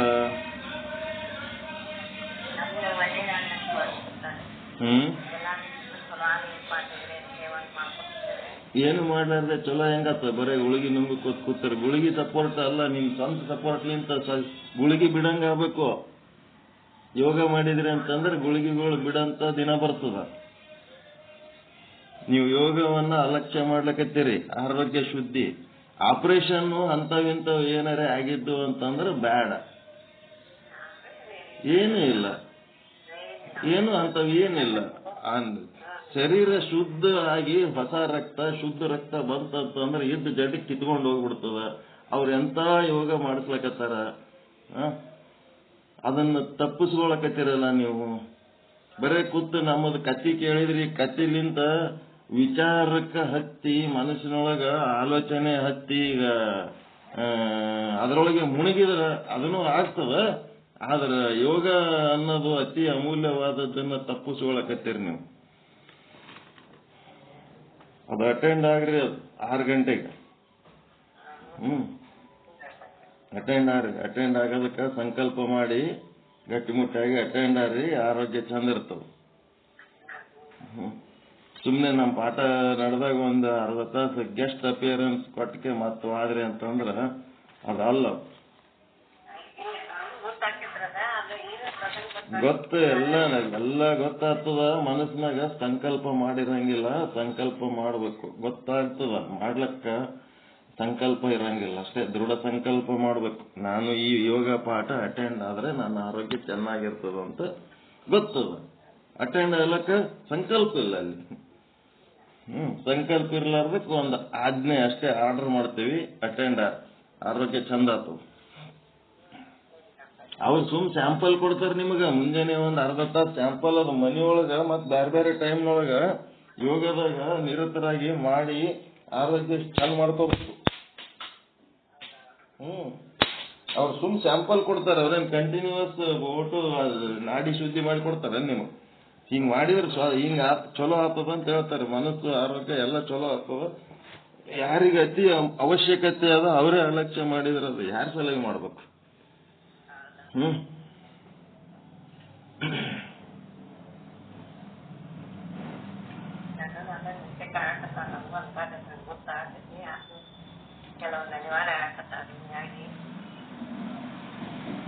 ನೋಡ್ರಿ, ನಿಮ್ಮ ಆರೋಗ್ಯಕ್ಕ ನೀವು ಮಾಡುವ ಕಾಳಜಿಗಿಂತ ಇನ್ನೊಬ್ಬರು ಮಾಡ್ಲಿಕ್ಕೆ ಆಗಲ್ಲ. ನಿಮ್ಮ ಆರೋಗ್ಯದ ಕಾಳಜಿ you are primary person to take care of your health. ಉಳಿದವರೆಲ್ಲ ಸೆಕೆಂಡರಿ ಪರ್ಸನ್ಸ್. ನೀವು ಪ್ರೈಮರಿ. ನೀವು ನಿಮ್ಮ ಆರೋಗ್ಯ ಚೆನ್ನಾಗಿಲ್ಲ ಅಂದ್ರೆ 1000 ಕೆಲಸ ಬಿಟ್ಟು ನಿಮ್ಮ ಆರೋಗ್ಯ ಚೆನ್ನಾಗಿಟ್ಟೋದಕ್ಕೆ ಮಹತ್ವ ಕೊಡ್ಬೇಕು. ಕೊಟ್ಟು ಅದನ್ನ ಚಂದ ಇಟ್ಕೋಬೇಕು. ಫ್ಯೂಸ್ ಇದ್ದಂಗದು. ಕರೆಂಟ್ ಹೋಗ್ಯದಂದ್ರೆ KEB ಅವ್ರು ಬಂದ್ರೆ ಫ್ಯೂಸ್ ನೋಡ್ತಾರಲ್ಲ, ಫ್ಯೂಸ್ ಸರಿಗ ಆದ ಇಲ್ಲ ಅಂತೇಳಿ. ಫ್ಯೂಸೇ ಸರಿಗಿಲ್ಲ ಅಂತಂದ್ರೆ ಮೊದಲು ಫ್ಯೂಸ್ ಆರೋಗ್ಯ ಚಂದ ಇಟ್ಕೋಬೇಕು, ಆಮೇಲೆ ಮುಂದಿನ ಕೆಲಸ. ಫಸ್ಟ್ ಪ್ರೈಮರಿ ನನ್ನ ಹೆಲ್ತ್ ಸಲುವಾಗಿ ನಾನು 100 ಕೆಲಸನೂ ಬಿಟ್ಟು ನನ್ನ ಆರೋಗ್ಯದ ಕಡೆ ನಾನು ಲಕ್ಷ್ಯ ವಹಿಸ್ತೀನಿ. ನಿಮ್ಗೆ ಯಾರ್ಯಾರಿಗೆ ಏನೇನು ಬೇಕು ನಿಮ್ಮದು ನೀವು ಮಾಡ್ಕೊರಿ ಅಂತೇಳಿ ಅವ್ರಿಗೆ ಒಪ್ಪಿಸ್ಬಿಡ್ಬೇಕು. ಎಲ್ಲ ಓಟು ಮಾಡ್ತೀನಿ, ನನ್ನ ಆರೋಗ್ಯದ ಬಗ್ಗೆ ನಾನು ಕಾಳಜಿ ಮಾಡಂಗಿಲ್ಲ. ಹೆಣ್ಣು ಮಕ್ಕಳದು ಇದೇ ಸಮಸ್ಯೆ. ತಮ್ಮ ಆರೋಗ್ಯದ ಬಗ್ಗೆ ತಮಗೆ ಕಾಳಜಿ ಇಲ್ಲ, ತಮಗೆ ಏನು ಬೇಕು ಬೇಡ ಟೇಸ್ಟ್ ಕಡೆ ಲಕ್ಷ್ಯ ಇಲ್ಲ. ಮನೆಯವ್ರಿಗೆ ಎಲ್ಲರಿಗೆ ಏನೇನು ಬೇಕು ಎಲ್ಲ ಟೇಸ್ಟ್ ಅಡಿಗೆ ಮಾಡಿ ತಿನ್ನಿಸ್ತಾರೆ. ತನಗೇನು ಬೇಕನ್ನೋದೇ ತನಗೆ ಗೊತ್ತಿರಲ್ಲ. ಎಲ್ಲ ತ್ಯಾಗ ಕಡಿಮೆ ಮಾಡಿ ನಿಮ್ಮ ಯೋಗ ಜಾಸ್ತಿ ಮಾಡ್ಕೊಂಡ್ರಿ ಅಂತಂದ್ರೆ ನಿಮ್ಮ ಆರೋಗ್ಯ ಚಂದ ಆಯ್ತು. ಹೆಲ್ತ್ ಚೆನ್ನಾಗಿದ್ದವ್ರು ತ್ಯಾಗ, ಸಂಸಾರಕ್ಕಾಗಿ ತ್ಯಾಗ. ಹೆಲ್ತ್ ಸರಿಗಿಲ್ಲ ಅಂದ್ಮೇಲೆ ನಿಮ್ಗೆ ಫ್ರೀ ಬಿಟ್ಬಿಡ್ಬೇಕು. ಅವ್ರು ಹೆಂಗಿರ್ತೀವಿ ಇವ್ರು ಆರಾಮ್ ಇರು, ನಮ್ಮನ್ನ ನಾವು ನೋಡ್ಕೊತೀವಿ ಅನ್ನಂಗೆ ಆಗಿಬಿಡ್ಬೇಕು. ಹಂಗಿದ್ರೆ ಚಂದ ಇರ್ತೀರಿ. ಜವಾಬ್ದಾರಿಗಳು ಯಾವ ಇಟ್ಕೋಬಾರ್ದು ಮೈ ಮೇಲೆ. ದೊಡ್ಡ ಸಮಸ್ಯೆ ಅದ ರೀ. ಏನು ತಮ್ಗೆ ಏನ್ ಬೇಕನ್ನೋದು ಲಕ್ಷಣ ಇಲ್ಲ. ಸಾಯಂಗಾಗಿರ್ತಾರ ಅಂದ್ರೂ ಅವ್ರ ಮೇಲೆ ಕೆಲಸ ನಡಿಬೇಕು. ಮನೆಯವ್ರು ತಮ್ಮ ಮಾಡ್ಕೊಳಕ್ಕಿಲ್ಲ, ಎಲ್ಲಾನು ಅವ್ರಲಿಂತೇ ಮಾಡಿಸ್ಬೇಕಂತಂದ್ರ ಅವ್ರಿಗೆ ಫ್ರೀ ಬಿಟ್ಬಿಡ್ಬೇಕು, ಮುಗೀತು. ಆರೋಗ್ಯ ಸರಿಗಿಲ್ಲ, ನಿನ್ ಆರೋಗ್ಯ ಸರಿಗಿರೋ ತನಕ, ನಿನ್ನ ಆರೋಗ್ಯ ಸರಿಗಾಗಿ ನೀನೇ ಬಂದು ಮಾಡಂಗ ಆಗೋ ತನಕ ನಮ್ಮನ್ನ ನಾವು ಮಾಡ್ಕೋತೀವಿ ಅಂತ ನಾವೇ ಅವ್ರ ಸೇವೆ ಮಾಡ್ಬೇಕು. ಬಿಟ್ಟು ನನಗೇ ಬರೆದು ಕೊಟ್ಟದಿದೆ ಸೇವಕ್ಕೆ 24 ತಾಸು ಅದರಲ್ಲೇ ಚಿಂತೆ ಮಾಡಿ ಸಣ್ಣಾಗಿ ನಮ್ಮ ಪರಿಸ್ಥಿತಿನೇ ಹನುಮಪ್ಪ ಹಗ್ಗ ತಿನ್ನ ಪೂಜಾರಿ ಶಾವಿಗೆ ಬಡ್ತಿದ್ನಂತ. ಹಂಗದ ಸಂಸಾರ.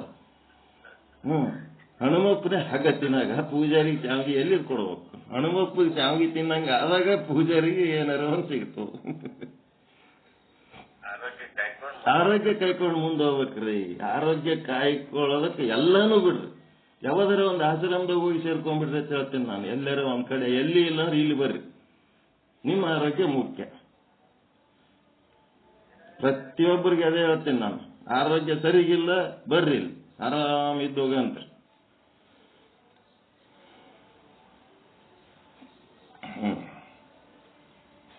ಸರಿ, ನಾ ಮತ್ತೇನ್ ಬೈಲಕತ್ತೀನಿ ಅನ್ಕೋಬೇಡ್ರಿ, ಕಾಳಜಿ ಮಾಡಿ ಹೇಳಕತ್ತೀನಿ. ನೀವು ಗಟ್ಟಿಮುಟ್ಟ ಆದ್ರೆ ಆಧಾರ ಸ್ತಂಭ ಗಟ್ಟಿ ಇತ್ತಂದ್ರೆ ಸಂಸಾರ ಚಲೋ ಆಯ್ತು. ಏನಾರ ಆಗಿ ಯಾವಾಗಾರ ಪ್ರಾಣವಾಯು ಯಾಕಂದ್ರೆ ಹೋಯ್ತಪ್ಪ ಅಂತಂದಾಗ ಎಲ್ಲರೂ ಅನಾಥರ ಹತ್ತೀವಿ.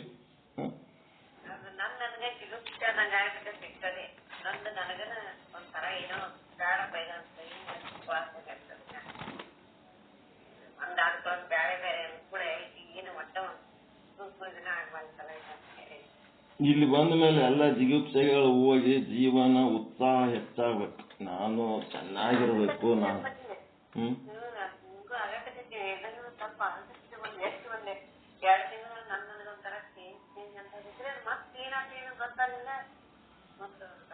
ಮೊದಲಿದ್ದಂಗಿಲ್ಲ. ನೀವು ಮತ್ತೆ ಸ್ವಲ್ಪ ಸ್ಲ್ಯಾಕ್ ಡೌನ್ ಆಗಿರಿ. ಆ ಸ್ಲ್ಯಾಕ್ ಇದ್ದದ್ದು ಮತ್ತೆ ನಾನು ಇದಕ್ ತರ್ಲಕತ್ತೀನಿ, ನಾರ್ಮಲ್ ರೂಟಿಗೆ ತರ್ಲಕತ್ತೀನಿ. ಅದಕ್ಕೆ ಮಾತಾಡ್ಲಕತ್ತೀನಿ 2 ಮಾತು.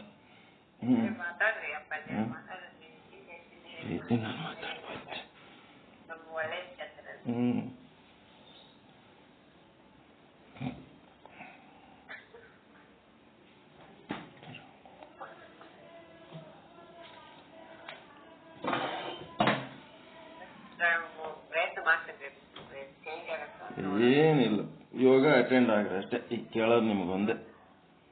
ಯೋಗ ಬೆಳಗ್ಗೆ 6 ಗಂಟೆ ಅಂತ ಪ್ರಾಮಿಸ್ ಮಾಡಿರಿ. 5:15 ಹೇಳಕ್ಕಾಗಲ್ಲ, 6ಕ್ಕೆ ಹೇಳ್ತೀನಿ ಅಂದಿರಿ. 6ಕ್ಕೆ ಚಂದ ಯೋಗ ಮಾಡ್ತಿರ್ತಾರ. 6ರಿಂದ 6:15 ಯೋಗ ಮಾಡಿ ಆರೋಗ್ಯ ಚಂದ ಇಡುವರಿ. ನಮ್ ಪಾಠ ಬೇಕಿದ್ರೆ ನಿದ್ದೆ ಬರ್ತಂದ್ರೆ ಮಕ್ಕೊಂಬಿಡ್ರಿ. ನಮ್ ಪಾಠ ಬಿಟ್ರೆ ನಡೀತದ. ಆಮೇಲೆ ರೆಕಾರ್ಡಿಂಗ್ ಹಚ್ಕೊಂಡು ಕೇಳ್ರಿ. ನಮ್ದು ಹಂಗೇ ಇರ್ತದೆ ಕಂಟಿನ್ಯೂಸ್, ಮುಗಿಲಾರ್ದಕತಿ ನಾವು. ಆದ್ರೆ ಯೋಗ ಮತ್ ಮಾಡ್ಸಕ್ಕಾಗಲ್ಲ. ಫಿಸಿಕಲಿ ಅವರು ಕೋಟ್ಯಾಧೀಶರವರು ಅವಾಗಿಂದ ಕೋಟಿಗಟ್ಲೆ ಕಿಮ್ಮತ್ತೆಂದು ವ್ಯವಹಾರ ಎಲ್ಲ ಬಿಟ್ಟು ನಂಬಲ್ಲಿ ಕೂತಿರ್ತಾರ. ಅವ್ರು ಮಾಂತೇಶ್ ಅವ್ರೇನ್ ಸಣ್ಣವ್ರಲ್ಲ. ಅವ್ರು ಸುಮ್ ನೋಡ್ಲಕ್ಕಿಲ್ಲ, ಅಪ್ಪಾಜಿ ಅಂತಿರ್ತಾರ. ನಮ್ಮಂತವ್ರು ಎಷ್ಟೋ ಮಂದಿ ಅಲ್ಲಿ ಕೆಲಸ ಮಾಡ್ತಾರ. ಅವ್ರ ಕೈಯಾಗ ಇಡೀ ರಾಜ್ಯ ದೇಶ ಬೇರೆ ಕಡೆ ಎಲ್ಲ ಕಡೆನೂ ಹೋದಾರ. ಅವ್ರು ಲಾರಿ ಗೀರಿ ಓಡಾಡಿ ಎಷ್ಟು ಮಾಲ್ ತುಂಬಿಸಿ ಕಳಿಸ್ತಾರ, ಏನೇನ್ ಮಾಡ್ತಿರ್ತಾರ. ಅಲ್ಲಿ ಆದ್ರೆ ಗೊತ್ತಾಗ್ತದ. ಎಲ್ಲ ಮಕ್ಕಳು ಹಳೇದರು ಹೊಸ ಮಂದಿ ಕೂಡಿ ಕೆಲಸ ಮಾಡಿ ಇವ್ರಿಗೆ ಫ್ರೀ ಬಿಟ್ಟಿರ್ತಾರ. ಆದ್ರೂ ಎಲ್ಲ ಫೈನಲ್ ಡಿಸಿಷನ್ ತಗೋಬೇಕಾದ್ರೆ ಇವ್ರು ಬೇಕಾಗ್ತದ. 1-2 ದಿನ ಇಲ್ಲಿ ರಾಯಚೂರಿಗೆ ಬಂದ್ರ ಕಂಟಿನ್ಯೂಸ್ ಅವ್ರಿಗೆ ಎಷ್ಟು ಫೋನ್ಗಳು ಏನು ಹಂಗೆ ಸಮಾಧಾನ, ಬಹಳ ಸಮಾಧಾನ ಅದಾರ ಅವ್ರು. ಎಲ್ಲಾನು ಮಾಡ್ಕೊತ ಹೋಗ್ತಾರ. ಅದಕ್ಕೆ ಅಂತ ಸಮಾಧಾನ ಯಾರಿಗೆ ಇಲ್ಲ. ರಿಯಲ್ ಯೋಗಿ ಅಂತಂದ್ರೆ ಅವ್ರ ಅದಾರ ನಮ್ಮ ಹತ್ರ. ನಮ್ಮ ಅದ್ರಾಗ ಇದ್ದದ್ದು ಪುಣ್ಯ, ಅವ್ರದ್ದು ಸದುಪಯೋಗ ತಕ್ಕೋಬೇಕು. ಯಾರು ಸಮೀಪದಾಗ ಇರ್ತೀರಿ, ಬೈಲೊಂಗಲ್ಲಾಗ ಸಮೀಪಕ್ಕದಿರಿ, ಇಲ್ಲಿ ಯಾರು ಬರ್ಲಕ್ ಆಗಿಲ್ಲ, ಅಟ್ಲೀಸ್ಟ್ ಅಲ್ಲಿ ಹೋಗ್ಯಾರ ಆ ಗುರುಗಳಿಗೆ ಗೌರವಿಸ್ರಿ. ಮತ್ತೆ ಗೋಕಾಕ್ನಾಗ ಕಂಬಿ ಗುರುಗಳದಾರ, ಅವ್ರನ್ನ ಗೌರವಿಸ್ರಿ. ಯಾರು ನಿಮ್ಗ ತತ್ವಜ್ಞಾನ ಹೇಳಿ ಶಾಸ್ತ್ರ ಹೇಳಿ ಯಾರು ನಿಮ್ಗ ಚಂದ ಮಾಡ್ತಾರ, ನಿಮ್ಗೆ ಯಾರ ಬಗ್ಗೆ ಏನ್ ಚಲೋ ಅನಿಸ್ತದ ನಿಮ್ ಗುರುಗಳನ್ನು ಮಾಡ್ಕೊಂಡು ನಿಮ್ಮದು ನೀವು ಗೌರವಿಸ್ರಿ. ಎಲ್ಲರಿಗೆ ನಾನೇ ಗುರು ಅಂತೇನಿಲ್ಲ. ಯಾರ್ಯಾರ್ಲಿಂತ ಏನೇನ್ ಕಲ್ತೀರಿ, ಯಾರ್ಯಾರ್ಲಿಂತ ಏನೇನ್ ಒಳ್ಳೇದಾಗ್ಯದ, ನಿಮ್ಲಿಂತ ಇದಾಗ್ಯದ, ನಿಮ್ಲಿಂತ ಇದಾಗ್ಯದ ಅಂತ ಪರಸ್ಪರ ಗೌರವಿಸ್ರಿ. ಎಲ್ಲರೂ ಗುರುಗಳೇ. 5 ಮಂದಿ ಜಗದ್ಗುರುಗಳು ಸೇರಿದಾಗ ಒಬ್ಬರ ಕಾಲಿಗೆ ಒಬ್ಬರು ಬೀಳ್ತಾರ. ಎಲ್ಲ ಮಠದ ಸ್ವಾಮಿಗಳು ಸೇರಿದಾಗ ಒಬ್ಬರ ಕಾಲಿಗೆ ಒಬ್ಬರು ಬೀಳ್ತಾರ. ಹಂಗ ನೀವೆಲ್ಲರೂ ಒಂದೇ ಸಮಾನ. ಎಲ್ಲರೂ ಒಬ್ರಿಗೊಬ್ರು ಗೌರವಿಸ್ರಿ, ಪ್ರೀತಿಸ್ರಿ, ಅಭಿಮಾನ ಪಡ್ರಿ. ಬಂಗಾರದ ಕಂಬಗಳು ನೀವೆಲ್ಲ ಶುದ್ಧ ಬ್ರಹ್ಮಪೀಠಕ್ಕೆ. ಎಲ್ಲರೂ ಗುರುಗಳೇ ಅದಿರಿ. ಯಾರ್ಲಿಂತ ಯಾರಿಗೆ ಏನೇನು ಉಪಯೋಗ ಆಗ್ಯದ, ನಿಮ್ಗೆ ಯಾರ ಬಗ್ಗೆ ಒಳ್ಳೆ ಭಾವನೆಗಳದವ, ಆ ಭಾವನೆ ವ್ಯಕ್ತಪಡಿಸುವುದಕ್ಕೆ ಒಂದು ಗುರು ಪೂರ್ಣಿಮಾ ಅಂತ ಇರ್ತದ. ಅಲ್ಲಿ ಎಲ್ಲಿ ಇದ್ದಲ್ಲೇ ನಿಮ್ಗೆ ಯಾರ್ಯಾರು ಸಿಗ್ತಾರ ಒಬ್ರಿಗೊಬ್ಬರು ಭೇಟಿಯಾಗಿ ಗೌರವಿಸ್ರಿ, ಪ್ರೀತಿಸ್ರಿ. ಬರೇ ರಾಯಚೂರಾಗಿದ್ದ ಒಬ್ಬನೇ ಗುರು ಏನ್ ದೊಡ್ಡ ಶಾಣೆ ಅಲ್ಲ, ದೊಡ್ಡ ಪಂಡಿತ ಅಲ್ಲ. ನಿಮ್ಮಂಗೆ ನಾವು, ನಮ್ಮಂಗೆ ನೀವು. ನಮಗೇನಂತ ವಿಶೇಷ ಅಂತಲ್ಲ. ಅದನ್ನ ಒಂದಿಟ್ಟು ಮುಂದೆ ತಿಳ್ಕೊಂಡಿವಿ, ನೀವು ಒಂದಿಟ್ಟು ಈಗ ತಿಳ್ಕೊಳಕತ್ತೀರಿ ಅಷ್ಟೇ. ಇದು ತಿಳ್ಕೊಂಡ್ಮೇಲೆ ನಾವು ನೀವು ಎಲ್ಲ ಒಂದೇ. ಜ್ಯೋತಿ ಮುಟ್ಟಿದ ಜ್ಯೋತಿಗಳು ಎಲ್ಲರೂ ಒಂದೇ. ಓಕೆ. ಶ್ರೀ ವಿಚಾರ ಸಾಗರ ಸಾಧು ನಿಶ್ಚಲ್ ದಾಸ್ ಜಿ ಅವರ ಕೃತಿ ತರಂಗ 5 ಮಧ್ಯಮ ಅಧಿಕಾರಿ. ಅದೃಷ್ಟಿ ಮಹಾರಾಜರಿಗೆ ಉಪದೇಶ 267ನೇ ವಿಷಯಾಂಕ. ಮಾಧ್ಯಮಿಕ ಬೌದ್ಧನ ಮತ ಅಂದ್ರೆ ಶೂನ್ಯವಾದಿ. ಇವನು ಶೂನ್ಯವಾದಿ.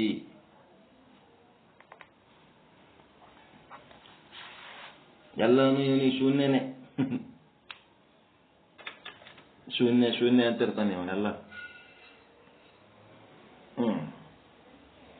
ಎದಕ್ ಶೂನ್ಯ ಅಂದ, ಅವನಲ್ಲಿರುವ ಕೊರತೆ ಏನು ಇದನ್ನ ಚಂದ ತಿಳ್ಕೋಬೇಕು ಅಷ್ಟೇ. ಆನಂದಮಯ ಕೋಶ ಏನು ಆದ, ನಿದ್ದೆ ಹತ್ತಿದಾಗ ಜಾಗ್ರ, ಸ್ವಪ್ನ, ಸುಷುಪ್ತಿ. ಈ ಸುಷುಪ್ತಿ ಒಳಗ ಅಲ್ಲೇನದ, ಪ್ರಾಜ್ಞ ಜೀವ ಭೋಗ ಕೊಡುತ್ತಿರ್ತಾನ. ಆ ಸ್ಥೂಲ ಶರೀರದ ಇಂದ್ರಿಯಗಳನ್ನ, ಸೂಕ್ಷ್ಮ ಶರೀರದ ಕರಣಗಳನ್ನ ನಿಷ್ಕ್ರಿಯ ಮಾಡಿರ್ತಾನ. ವಾಲ್ ಬಂದ್ ಮಾಡಿಬಿಟ್ಟಿರ್ತಾನ. ಬಂದ್ ಮಾಡಿ ಕೇವಲ ರೆಸ್ಟ್, ನಿದ್ದೆ ಅವಸ್ಥೆ. ಆತ್ಮ ಮತ್ತ ಯಾರ್ಯಾರಿರ್ತಾರಲ್ಲಿ, ಆತ್ಮ, ಅವಿದ್ಯೆ ಮತ್ತ ಪ್ರಾಜ್ಞ ಜೀವ. ಅವಿದ್ಯೆ ಅಂದ್ರೆ ಗೊತ್ತಿಲ್ಲ ಅನ್ನೋದು. ನಿದ್ದೆ ಎತ್ತಿದಾಗ ಏನು ಗೊತ್ತಿಲ್ಲಲ್ಲ, ಅದೇ ಗೊತ್ತಿಲ್ಲ ಅನ್ನೋದೇ ಅವಿದ್ಯೆ. ಪ್ರಾಜ್ಞೆ ಜೀವ ಉಸಿರಾಡಿಸ್ತಿರ್ತಾರೆ, ಇಲ್ಲ ಪ್ರಾಣದ ಎಲ್ಲ ಚಟುವಟಿಕೆ ನಡೆದಿರ್ತಾವ, ಇಲ್ಲ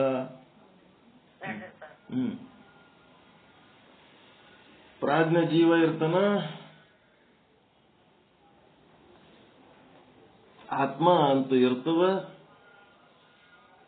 ಈ ರೀತಿ ಇರೋದು ಇದು ಸ್ಟ್ಯಾಂಡರ್ಡ್. ಇದು ತಿಳ್ಕೋಬೇಕಾದಂತ ವೇದಾಂತ ಸಿದ್ಧಾಂತ. ಸುಷುಪ್ತಾವಸ್ಥೆ ಒಳಗ ಆತ್ಮ ಇರ್ತದ. ಆತ್ಮ ಆದಂತೇಳಿ ಪ್ರಾಜ್ಞೆ ಜೀವ ಅದಾನ. ಅಲ್ಲಿ ಪ್ರಾಜ್ಞೆ ಜೀವ ಅದಾನಂತ ಆತ್ಮ ಅದೇನು? ಆತ್ಮ ಆದಂತ ಅಲ್ಲಿ ಅವಿದ್ಯೆ ಅದ. ಅವಿದ್ಯೆ ಆದಂತ ಏನಾರ ಆತ್ಮ ಅದೇನು? ಆತ್ಮ ಎನ್ನುವ ಸಾಗರದೊಳಗೆ 2 ತರಂಗಗಳು. ಸುಷುಪ್ತಾವಸ್ಥೆ ಒಳಗ ಒಂದು ಅವಿದ್ಯೆ ಮತ್ತು ಇನ್ನ ಒಂದು ಪ್ರಾಜ್ಞೆ ಜೀವ. ನಿಮ್ಮ ಪ್ರಾಜ್ಞೆ ಜೀವ ಏನ್ ಭೋಗ ಕೊಡ್ತಾನ ಅದು ಯಾರಿಗ್ ಗೊತ್ತಾಗ್ತದ? ಆತ್ಮನಿಗೆ ಗೊತ್ತಾಗ್ತದೆ, ಅವಿದ್ಯೆಗೆ ಗೊತ್ತಾಗಲ್ಲ. ನಿದ್ದೆ ಹೆಂಗಾಯ್ತು ಅನ್ನೋದು ಅನುಭವ ಹೇಳೋದು ಆತ್ಮದ ಮಾಹಿತಿ. ಅದು ನಿದ್ದೆ ಎತ್ತಿದಾಗ ಏನೂ ಗೊತ್ತಿಲ್ಲ ಅನ್ನೋದು ಅವಿದ್ಯೆಯ ಒಂದು ಪ್ರಕ್ರಿಯೆ. ಎಲ್ಲ ಬಂದ್ ಮಾಡಿರ್ತಾನಲ್ಲ, ಅದೇ ಅವಿದ್ಯೆ. ಮತ್ತೀಗ ಜಾಗೃತಾವಸ್ಥೆ ಒಳಗ ಈ ಕಡೆ ನಮ್ ಕಡೆ ಲಕ್ಷ್ಯ ಕೊಟ್ಟಾಗ ಆ ಕಡೆ ನಿಮ್ ಮನೆಗೆ ಏನ್ ನಡೆದದ ಗೊತ್ತದೇನು? ಈ ಕಡೆ ನಮ್ ಕಡೆ ಲಕ್ಷ್ಯ ಕೊಟ್ಟಾಗ ಆ ಕಡೆ ನಿಮ್ ಮನೆ ಒಳಗೆ ಬೇರೆ ಕೆಲಸಗಳು ಯಾರ್ಯಾರು ಏನೇನ್ ಮಾಡ್ಲಕತ್ತಾರ ಏನು ಗೊತ್ತಿರಂಗಿಲ್ಲ. ಅದನ್ನು ಅವಿದ್ಯೆನೆ. ಎಚ್ಚರಿದ್ದಾಗ ನಿಮ್ಗೆ ಗೊತ್ತಿಲ್ಲದ ಪಾರ್ಟ್ ಏನದ ಅದೆಲ್ಲ ಅವಿದ್ಯೆನೆ.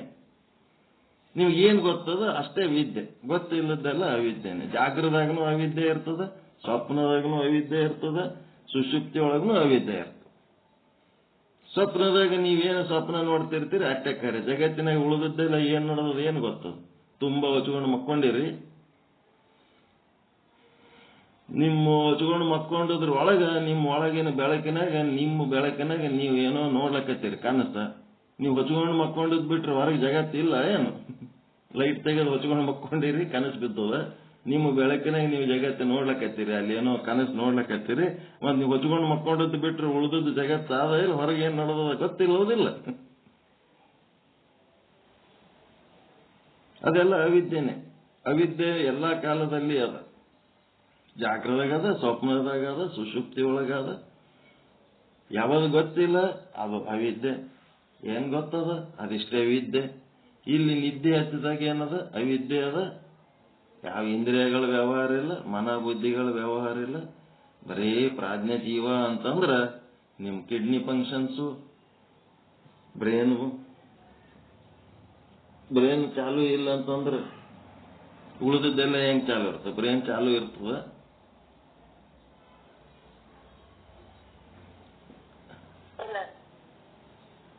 ಮುಂದಿನ ಬ್ರೇನ್ ಚಾಲು ಇರಲ್ಲ. ಹಣಿಗೆ ಬತ್ತಿ ಹಚ್ಕೋತಿರಲ್ಲ, ಅಲ್ಲಿ 2 ಭಾಗ ಅದಾವ, ಮುಂದಿನ ಮೆದುಳ, ಹಿಂದಿನ ಮೆದುಳ. ಮುಂದಿನ ಮೆದುಳ ಏನದ ಅದು ಮನಸ್ಸ, ಬುದ್ಧಿ, ಚಿತ್ತ. ಹಿಂದಿನ ಮೆದುಳು ಅದು ಪ್ರಾಣದ ಇದು 2 ಅದಾವ ಭಾಗ. ಅದ್ರಾಗ ಮೆದುಳಿನಾಗ 2 ಭಾಗ ಅದಾವ.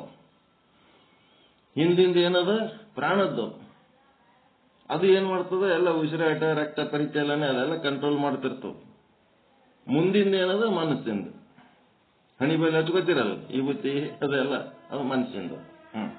ಒಳಗೆ 2 ಭಾಗ ಇರ್ತದೆ ಬ್ರೈನಿಂದ. ಈಗೇನಾಯ್ತು? ಇದು ಇರಬೇಕಾದ ವಾಸ್ತವಿಕ ಸ್ಥಿತಿ. ಇವನೇನಂತನ ಆನಂದಮಯ ಕೋಶವೇ ಆತ್ಮ. ನಿದ್ದೆ ಹತ್ತಿದಾಗ ಏನು ಅವನಿಗೆ ಅನುಭವ ಆಗ್ತದ ಅದೇ ಆತ್ಮ ಅನ್ನೋದ್ರ ಮುಂದಿನ ಭಾಗ. ಬೌದ್ಧರು ಹೀಗೆ ಹೇಳುತ್ತಾರೆ, ಆತ್ಮನು ನಿರಂಶ, ಅಖಂಡ. ಅಂದರೆ ಅವನು ಜಡ ಚೇತನ ಅಂತಿಲ್ಲ, ದೀಪದ ಹುಳುವಿನ ಹಾಗೆ ಪ್ರಕಾಶ ಅಪ್ರಕಾಶ ಅಂತಿಲ್ಲ. ಇವ ಮಾಧ್ಯಮಿಕ ಬೌದ್ಧ ಅಖಂಡತೆಗೆ ಬಂದ. ಆದರೆ ಯಾವುದಕ್ಕೆ ಅಖಂಡ ಅನ್ಬೇಕನ್ನೋದು ತಿಳಿಲಿಲ್ಲ ಅವನಿಗೆ. ಅದಕ್ಕೆ ಉಭಯ ರೂಪದ ಸಿದ್ಧಿಗೋಸ್ಕರ ಆತ್ಮ ಅಂಶ ಸಹಿತನೆ ಎಂದು ಒಪ್ಪಬೇಕಾಗುತ್ತದೆ. ಯಾರ ಪ್ರಕಾರ? ಕುಮಾರಿಲ ಭಟ್ಟನ ಪ್ರಕಾರ. ಅದಕ್ಕೆ ಇವ ಒಪ್ಪಂಗಿಲ್ಲ. ಉಭಯ ರೂಪ ಆದ, ಬೆಳಕ, ಕತ್ತಲ, ಜಡ ಚೇತನ ಅನ್ನೋದ್ರ ಸಲುವಾಗಿ ಆತ್ಮ ಅಂಶ ಸಹಿತ ಅಂತ. ಆತ್ಮ ಹಂಗಿಲ್ಲ, ಅಂಶ ಸಹಿತ ಇಲ್ಲ. ಮತ್ತೆ ಯಾವ್ದು ಅಂಶವುಳ್ಳ ಪದಾರ್ಥ ಅದ ಅದೇನದ ಅಂತಂದ್ರೆ, ಅಂಶವುಳ್ಳ ಪದಾರ್ಥ ಉತ್ಪತ್ತಿ ಮತ್ತು ಲಯ ಉಳ್ಳದ್ದಾಗಿರ್ತದ. ಹಿಂಗಾಗಿ ಉತ್ಪತ್ತಿ ಲಯ ಆದ ಆತ್ಮಕ್ಕತ್ತೇಳಿ ಒಪ್ಕೋಬೇಕಾಗ್ತದ. ಹಂಗೆಲ್ಲ ಆಗಂಗಿಲ್ಲ. ಯಾವ ರೀತಿ ಘಟಾದಿಗಳ ಉತ್ಪತ್ತಿ ನಾಶದಿಂದ ಕೂಡಿರುತ್ತದೆಯೋ ಅದೇ ರೀತಿ ಆತ್ಮನು ಕೂಡ ಉತ್ಪತ್ತಿ ನಾಶ ಉಳ್ಳದ್ದು ಎಂದು ಅಂಗೀಕರಿಸಬೇಕಾಗುತ್ತದೆ ಅಂತೇಳಿ ಹೇಳಿ ಮುಂದೇನ್ ಮಾಡ್ತಾನ? ಯಾವುದು ಉತ್ಪತ್ತಿ ನಾಶ ಉಳ್ಳದ್ದಾಗಿರುತ್ತದೆಯೋ ಅದು ಉತ್ಪತ್ತಿಗಿಂತಲೂ ಪೂರ್ವದಲ್ಲಿ ಮತ್ತು ನಾಶದ ನಂತರದಲ್ಲಿ ಅಸತ್ತಾಗಿರುತ್ತದೆ. ಯಾವುದು ಆದಿ ಮತ್ತು ಅಂತ್ಯದಲ್ಲಿ ಅಸತ್ತಾಗಿರುತ್ತದೆಯೋ ಅದು ಮಧ್ಯದಲ್ಲಿಯೂ ಸತ್ತಾಗಿರುವುದಿಲ್ಲ, ಅದು ಕೂಡ ಅಸತ್ತೇ ಆಗಿರುತ್ತದೆ. ಆದ್ದರಿಂದ ಆತ್ಮನು ಅಸತ್ರೂಪನಿರುತ್ತಾನೆ. ಈಗ ಸುಷುಪ್ತಿನೇ ಅವ ಹೇಳ್ತಾನ, ಆನಂದಮಯ ಕೋಶದೊಳಗ ನೀವು ಎಚ್ಚರ ಇದ್ದಾಗ ಸ್ವಪ್ನದಾಗ ನೀವೇನ್ ಮಾಡ್ತೀರಿ ಅದೆಲ್ಲ ಸುಳ್ಳ. ಜಾಗ್ರದಾಗ ನೀವು ಏನ್ ವ್ಯವಹಾರ ಮಾಡ್ತೀರಿ ಎಲ್ಲಾ ವ್ಯವಹಾರಗಳ ನಂತರ ಸ್ವಪ್ನ. ನೀವು ಸ್ವಪ್ನ ನೋಡೋ ಟೈಮ್ನೊಳಗೆ ಜಾಗೃತದೊಳಗಿಂದ ಖರೆ ಅನಿಸ್ತದೇನು? ಇಲ್ಲ. ಮತ್ತ ಈಗ ಜಾಗೃತದಾಗದಿರಲ್ಲ, ಸ್ವಪ್ನ ಖರೆ ಅನಿಸ್ತದೇನು? ಇಲ್ಲ. ಇವೆರಡು ಏನಾಗ್ಯಾವ? ಈಗ ಅವನ ಲೆಕ್ಕಕ್ಕೆ ಅಸತ್ತಾಗ್ಯಾವ. ಅಸತ್ತಾದ್ಮೇಲೆ ನಿದ್ದೆ ಹೆಚ್ಚದಲ್ರಿ. ನಿದ್ದೆ ಹೆಚ್ಚಿದಾಗ ಏನ್ ಆನಂದ ಆಲಕತ್ತದಲ್ಲ ಅದನ್ನ ನಾವು ಆತ್ಮ ಅಂತ. ನಾವು ನಿದ್ದೆ ಹೆಚ್ಚಿದಾಗಿಂದ ಆನಂದ, ಅಜ್ಞಾನದ ಆನಂದ, ಅವಿದ್ಯೆಯ ಆನಂದ. ಗೊತ್ತಿಲ್ಲ ಅನ್ನೋದ್ರ ಆನಂದ ಅದ. ನಿದ್ದೆ ಹೆಚ್ಚಿದಾಗಿಂದ ಗೊತ್ತಾದ ಆನಂದ ಅದ ಏನದು? ಏನಾರ ಗೊತ್ತಿಲ್ಲದ ಆನಂದ, ಅಜ್ಞಾನದ ಆನಂದ. ಗೊತ್ತಿದ್ದ ಆನಂದ ಅಲ್ಲ. ಈಗ ನೀವು ಸತ್ಸಂಗದಾಗ ಇಲ್ಲಿ ಏನ್ ಕೇಳ್ತೀರಿ? ಆತ್ಮ ಅನ್ನೋದು ಗೊತ್ತು ಮಾಡ್ಕೊಂಡು ಆನಂದ ಅನುಭವಿಸ್ತಿರಲ್ಲ, ಇದು ಸಚ್ಚಿದಾನಂದ. ಅಲ್ಲಿ ಏನದ, ಏನು ಗೊತ್ತಿಲ್ಲ ಅನ್ನಂತ ಆನಂದ. ಅದು ಏನು ಗೊತ್ತಿಲ್ಲ ಅನ್ನಂತ ಆನಂದ ಏನ್ ಅದಲ್ಲ ನಿದ್ದ್ಯಾಗ, ಅದ ಆದ್ಮೇಲೆ ಮತ್ತೆ ಎತ್ತರ ಆತಿರಲ್ಲ. ನಿದ್ದೆ ಆದ್ಮೇಲೆ ಮತ್ತೆ ಎತ್ತರ ಆತಿರಲ್ಲ. ನಿದ್ದಿದು ಅದು ಆತ್ಮ ಅಂತಾನೆ ಈಗವ. ನಿದ್ದೆ ಒಳಗಿಂದ ಆತ್ಮನೇ, ನಿದ್ದಿನೇ ಆತ್ಮ ಅಂತ, ಅದನ್ನೇ ಆತ್ಮ ಅಂತಾನವ. ಅಂದೇನ್ ಮಾಡ್ತಾನ, ಮತ್ತೆ ಎತ್ತರ ಆದ್ಮೇಲೆ ಮತ್ತೆ ಲೌಕಿಕ ವ್ಯವಹಾರಕ್ಕೆ ಬರ್ತಿರಿಲ್ಲ. ನಿದ್ದೆ ಹತ್ತೋದ್ರಕ್ಕಿಂತ ಮೊದಲನು ಅಸತ್ತೆ ಅವನ ಪ್ರಕಾರ. ಮತ್ತ ನಿದ್ದೆ ಮುಗಿದ ಮೇಲೆ ನಿದ್ದೆ ಟೈಮ್ನಾಗ ಆತ್ಮ ಅಂತೀರಿ. ಅವನ್ ಲೆಕ್ಕದ ಪ್ರಕಾರ ಆನಂದಮಯ ಕೋಶವೇ ಆತ್ಮ ಅಂತ ಅನ್ಲಕತ್ತಾನ. ಅವನ ಪ್ರಕಾರ ನೀವು ವಿಚಾರ ಮಾಡ್ರಿ, ನಿಮ್ ಪ್ರಕಾರ ಅಲ್ಲ. ನೀವು ಮೊದಲೇ ಆತ್ಮ ಅಂದ್ರೆ ಏನಂತ ತಿಳ್ಕೊಂಡಿರಲ್ಲ. ನಿಮಗಿದು ಸಮಸ್ಯೆ.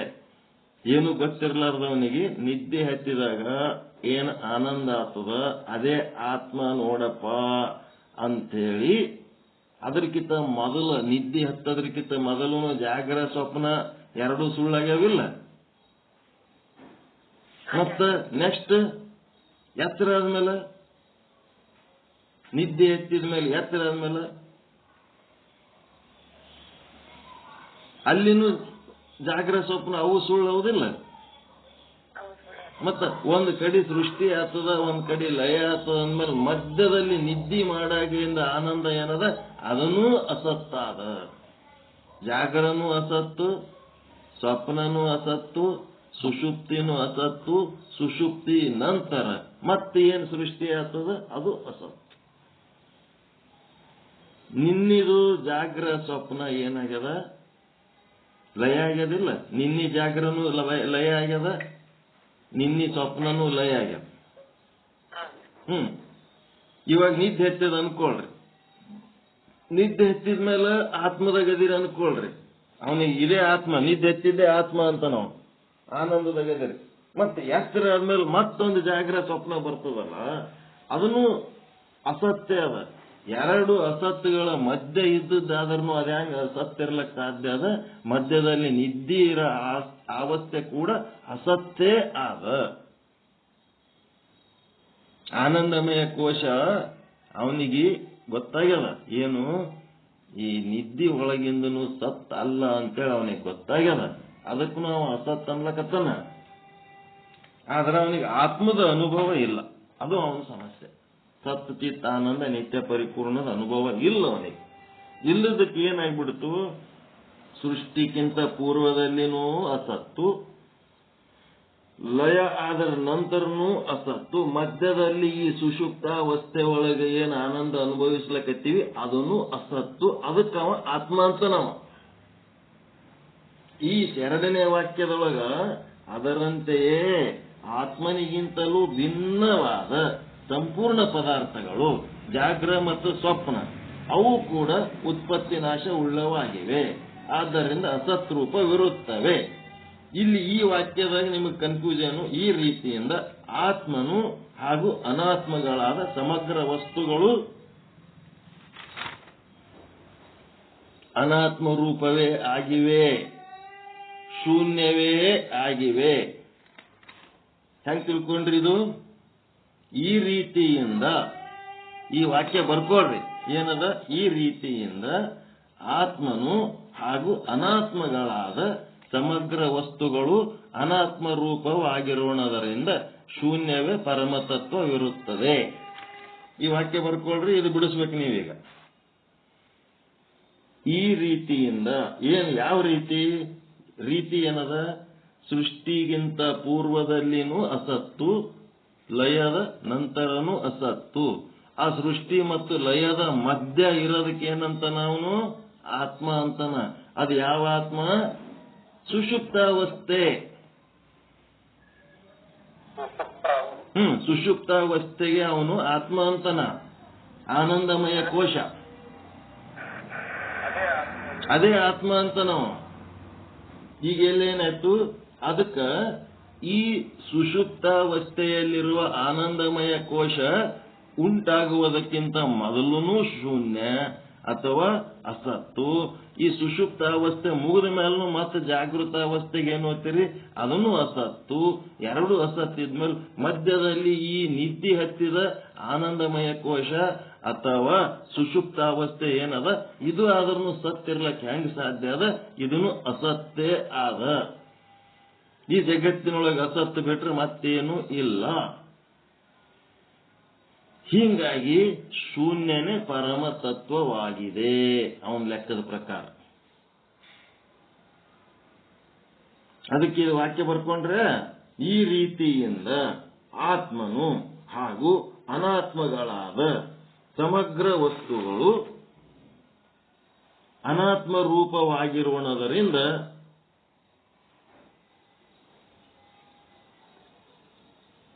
ಶೂನ್ಯವೇ ಪರಮ ತತ್ವವಿರುತ್ತದೆ ಅವನ ಪ್ರಕಾರ.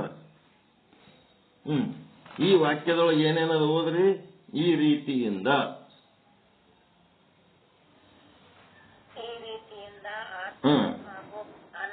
ಅಷ್ಟೇ ಆತ್ಮನಿಗೆ ನಿಂದ್ರಿ. ಇದು ಆತ್ಮ ಅದಲ್ಲ, ಇದು ಎಂತ ಆತ್ಮ, ಇದು ಏನ್ ಆತ್ಮ, ಇದು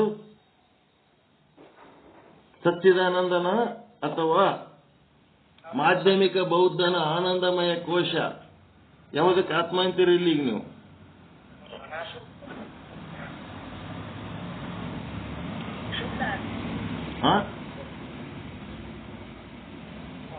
ಮಾಧ್ಯಮಿಕ ಬೌದ್ಧ ಹೇಳಕತ್ತ ನೀ ಮಾತ, ವೇದಾಂತ ಹೇಳಕತ್ತಿಲ್ಲ. ಮಾಧ್ಯಮಿಕ ಬೌದ್ಧನ ಭಾಷೆಯಲ್ಲಿ ಹೇಳ್ಬೇಕೀಗ. ನಾನು ಮಾಧ್ಯಮಿಕ ಬೌದ್ಧ, ನಾನು ಹೇಳಕತ್ತೀನಿ ಏನಪ್ಪ ಅಂತಂದ್ರೆ, ಯಾವುದು ಉತ್ಪತ್ತಿ ನಾಶ ಉಳ್ಳದ್ದಾಗಿರುತ್ತದೆಯೋ ಅದು ಉತ್ಪತ್ತಿಗಿಂತ ಪೂರ್ವದಲ್ಲಿ ಮತ್ತು ನಾಶದ ನಂತರದಲ್ಲಿ ಅಸತ್ತಾಗಿರುತ್ತದೆ. ಈಗ ಆನಂದಮಯ ಕೋಶ ಒಂದು ಸಾರಿ ಉತ್ಪತ್ತಿ ಆಗ್ತದ, ಒಂದ್ ಸಾರಿ ನಾಶ ಆಗ್ತದ ಇಲ್ಲ? ನಿದ್ದೆ ಹತ್ತಕ್ಕಿಂತ ಮೊದಲ ಉತ್ಪತ್ತಿ ಆಗಿಲ್ಲ, ನಿದ್ದೆ ಹತ್ತಿದ್ಮೇಲೆ ಅದು ಉತ್ಪತ್ತಿ ಆಗ್ಯದ ಆನಂದಮಯ ಕೋಶ. ಮುಂದೆ ಎತ್ತರ ಆದ್ಮೇಲೆ ಆನಂದಮಯ ಕೋಶ ನಾಶ ಆಗ್ಯದ. ಸುಷುಪ್ತಾವಸ್ಥೆ ನಿದ್ರಾವಸ್ಥೆ ನಾಶ ಯಾವಾಗಾಯ್ತು? ಎತ್ತರದಾಗ ನಾಶ ಆಯ್ತು. ನಿದ್ದೆ ಎತ್ತೋದಕ್ಕಿಂತ ಮೊದಲು ಸೃಷ್ಟಿ ಆಗಿದ್ದಿಲ್ಲ. ಸೃಷ್ಟಿ ಆಗ್ಲಾರ್ದಾಗನು ಅದು ಅಸತ್ತಾಗ್ಯದ. ಮುಂದ ಎತ್ತರ ಆದ್ಮೇಲೆ ಆ ನಿದ್ರಾವಸ್ಥೆ ಅಲ್ಲಿನೂ ಅಸತ್ತಾಗ್ಯದ. ಎರಡು ಅಸತ್ತೇ ಅದಾವ. ಮತ್ತು ಮಧ್ಯದಲ್ಲಿ ಇದ್ದರೆ ಈ ಸುಷುಪ್ತಾವಸ್ಥೆ ಅಥವಾ ಆನಂದಮಯ ಕೋಶ ಇದುವರೆ ಹೆಂಗ ಸತ್ತಿರ್ತದ, ಇದನ್ನು ಅಸತ್ತೇ ಆದ. ಹೀಗಾಗಿ ಮೂರೂ ಸ್ಥಿತಿಗಳಲ್ಲಿ ಅಸತ್ತಿರುವುದರಿಂದ ಅಸತ್ತೇ ಪರಮತತ್ವ. ಅಂದ್ರೆ ಆ ಅಸತ್ತಿಗೆ ನಾನು ಶೂನ್ಯ ಅಂತೀನಿ, ಆ ಶೂನ್ಯನೇ ಪರಮತತ್ವ. ಅದಕ್ಕೆ ಇಲ್ಲಿ ಏನ್ ಶಬ್ದ, ಈ ರೀತಿ ಅದರಂತೆ ಆತ್ಮನಿಗಿಂತಲೂ ಭಿನ್ನವಾದ ಸಂಪೂರ್ಣ ಪದಾರ್ಥಗಳು ಕೂಡ ಉತ್ಪತ್ತಿ ನಾಶ ಉಳ್ಳವಾಗಿರುತ್ತವೆ, ಆದ್ದರಿಂದ ಅಸತ್ರೂಪ ಇರುತ್ತವೆ. ಇಲ್ಲಿ ತನ ನೀವೇನಾರ ಗ್ರಹಣ ಮಾಡಬಹುದು, ಇಲ್ಲಿ ಗಡಬಡ ಮಾಡ್ಕೋತೀರ. ಅದಕ್ಕೆ ಹೇಳೋದು ಈ ರೀತಿಯಿಂದ ಆತ್ಮನು ಅಂತ ಏನಂತಿರಲ್ಲ, ಮಾಧ್ಯಮಿಕ ಬೌದ್ಧನ ಪ್ರಕಾರದ ಆತ್ಮ ಇದು, ನಿಮ್ಮದು ಸಚ್ಚಿದಾನಂದ ಅಲ್ಲ.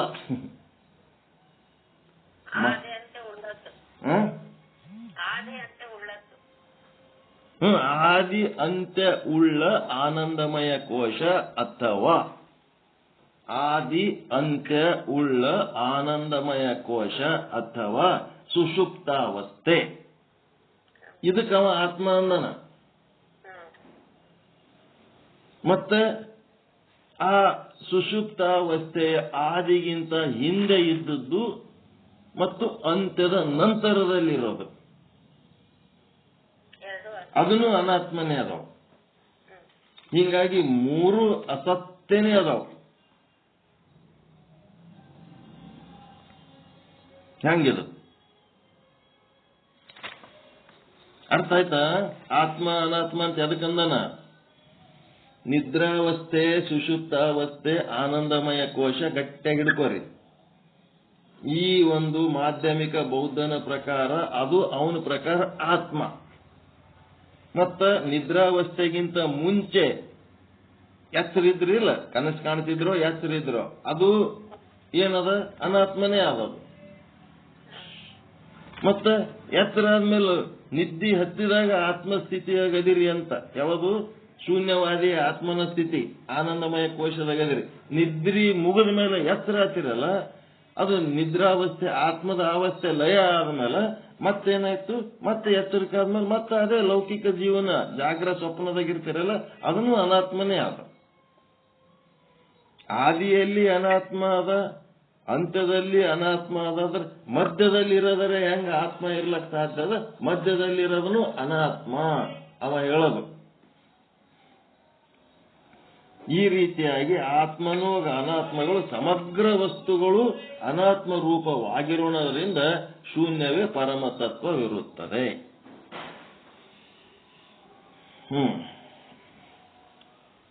ಇದು ಶೂನ್ಯವಾದಿಯ ಮಾಧ್ಯಮಿಕ ಬೌದ್ಧನ ಮತವಾಗಿದೆ. ಶೂನ್ಯವಾದಿ ಹೇಳೋ ಮಾತಿದು. ಯಾರಿಗೆ ತಿಳಿದಿಲ್ಲ ಕರೆಕ್ಟ್ ಕೇಳ್ತಾರೆ.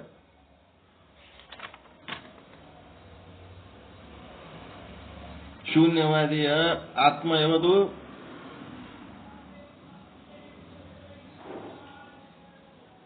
ಶೂನ್ಯವಾದಿಯ ಆತ್ಮ ಯಾವುದು? ಆನಂದಮಯ ಕೋಶ ಅಥವಾ ಸುಷುಪ್ತಾವಸ್ಥೆ ಅಥವಾ ಪೂರ್ತಿ ಗಾಢ ನಿದ್ರಾವಸ್ಥೆ.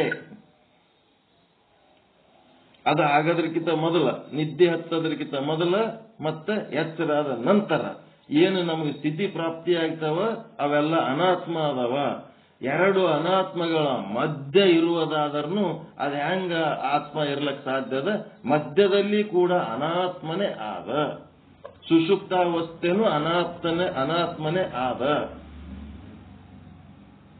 ಆಯ್ತು, ಯಾರಿಲ್ಲಂದರ ಕರೆಕ್ಟ್ ಅದ. ವೇದಾಂತಗಳ ಪ್ರಕಾರ ಎಲ್ಲ ಅನಾತ್ಮನೇ ಆದ. ಆದ್ರೆ ಅವ ಏನಂತಾನ, ಅಲ್ಲಿ ಏನೂ ಇಲ್ಲನದೇ ಮುಖ್ಯ. ಜಾಗ್ರ ಸ್ವಪ್ನ ಸುಷುಪ್ತಿ ಎಲ್ಲ ಅನಾತ್ಮ ಇದ್ದ ಮೇಲೆ ಅಲ್ಲಿ ಏನೂ ಇಲ್ಲ ಅನ್ನೋದೇ ಮುಖ್ಯ ಆಯ್ತು ಅವನಿಗೆ. ಅಲ್ಲಿ ಏನೋ ಒಂದು ಆದ ಅನ್ನೋದು ಅವನಿಗೆ ಅನುಭವಕ್ಕೆ ಬರಲಿಲ್ಲ. ಅನಾತ್ಮದ ಅನಾತ್ಮ ಒಬ್ಬ ಹೋದನಲ್ಲ, ಆತ್ಮದ ಆತ್ಮ, ಅನಾತ್ಮದ ಅನಾತ್ಮ ಏನದನ? ಸುಷುಪ್ತ ಅವಸ್ಥೆ ಸುಷುಪ್ತ. ಕಾಲಿನ ಕಾಲು, ಕೈಯ ಕೈ, ಕಣ್ಣಿನ ಕಣ್ಣು ಇದ್ದಂಗ ಅನಾತ್ಮಕ್ಕೊಬ್ಬ ಅನಾತ್ಮ ಸಪೋರ್ಟ್ ಅದನಿಲ್ಲ. ಆತ್ಮ ಅವಂದು ಬಿಟ್ಟು ಬಿಟ್ಟವ, ಏನು ಇಲ್ಲ ಅಂತೇಳಿ ಚಾಲು ಮಾಡವ. ಜಾಗ್ರ ಸ್ವಪ್ನ ಸುಷುಪ್ತಿ ಮೂರು ಅನಾತ್ಮ ಆದ್ಮೇಲೆ ಇನ್ನೇನು ಉಳಿತು? ಏನು ಉಳಿದಿಲ್ಲ, ಶೂನ್ಯ. ಹೀಗಾಗಿ ಇದು ಶೂನ್ಯವಾದಿ ಮಾಧ್ಯಮಿಕ ಬೌದ್ಧನ ಮತವಾಗಿದೆ. ಸತ್ಯ ತಿಳಿತಾ? ಇದು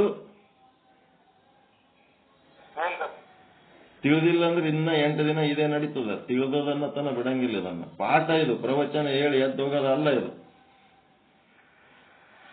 ಶೂನ್ಯವಾದಿ ಬಳಸುವ ಆತ್ಮ ಅನ್ನೋದು ಎದಕ್ಕೆ ಸಂಬಂಧಪಟ್ಟದ್ದು? ಅದು ಸಚ್ಚಿದಾನಂದಕ್ಕೆ ಸಂಬಂಧಪಟ್ಟಿಲ್ಲದು, ಸುಷುಪ್ತಾವಸ್ಥೆಗೆ ಸಂಬಂಧಪಟ್ಟದ್ದು. ಅದು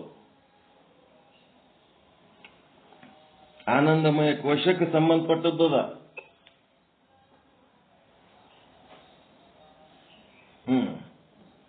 ಅದ್ವೈತ ಶಾಸ್ತ್ರದ ಪ್ರಕಾರ ಏನಂತಾನ, ಅದಾದರೂ ಅಂದರೆ ಶೂನ್ಯವಾದರೂ ಕೂಡ ಅಜ್ಞಾನ ರೂಪ. ಯಾವದದು? ಶೂನ್ಯ ಆದ್ರೆ ಅಜ್ಞಾನ ರೂಪ ಯಾವುದು? ಆನಂದಮಯ ಕೋಶ ರೀ. ಬಾಯಿ ಬಿಟ್ಟು ಹೇಳ್ರಿ, ಸುಮ್ ಕೂತ್ರಿ, ಏನ್ ಮಾಡ್ಲಿ ನಾನು? ಶೂನ್ಯವಾದರೂ ಕೂಡ ಅಲ್ಲಿ ಶೂನ್ಯ ಅದ ಅಂದ್ರೆ ಶೂನ್ಯ ಕೂಡ ಏನದ? ಅಜ್ಞಾನ ರೂಪ ಅದ. ಅಲ್ಲಿ ಏನು ಇಲ್ಲ. ಆನಂದಮಯ ಕೋಶ ಏನದ? ಅಲ್ಲಿ ಅಜ್ಞಾನ ಅದ. ಅಜ್ಞಾನ ಆರಂಭ ಆಗಕ್ಕಿಂತ ಮೊದಲು ಅಜ್ಞಾನ, ಅಜ್ಞಾನ ಮುಗಿದ ಮೇಲೂ ಅಜ್ಞಾನ, ಎಲ್ಲನೂ ಅಜ್ಞಾನದ್ದೇ ಆದ. ಈ ಪ್ರತಿಪಾದನೆ ಮಾಡುತ್ತದೆ. ಏಕೆಂದರೆ ಅಜ್ಞಾನವು 3 ರೂಪಗಳಿಂದ ಪ್ರತೀತಿಯಾಗುತ್ತದೆ. ಅದ್ವೈತ ಶಾಸ್ತ್ರದ ಪ್ರಕಾರ ಸಂಸ್ಕಾರ ರಹಿತ ಮೂಢರಿಗೆ ಈ ಜಗದ್ರೂಪವಾಗಿ ಪರಿಣಾಮ ಹೊಂದಿದ ಕಾರಣ ಈ ಜಗತ್ತವರಿಗೆ ಸತ್ಯ ಅನ್ನಿಸ್ತದ. ಲೌಕಿಕರಿಗೆ ಜಗತ್ತೇ ಸತ್ಯ. ಆದ್ರೆ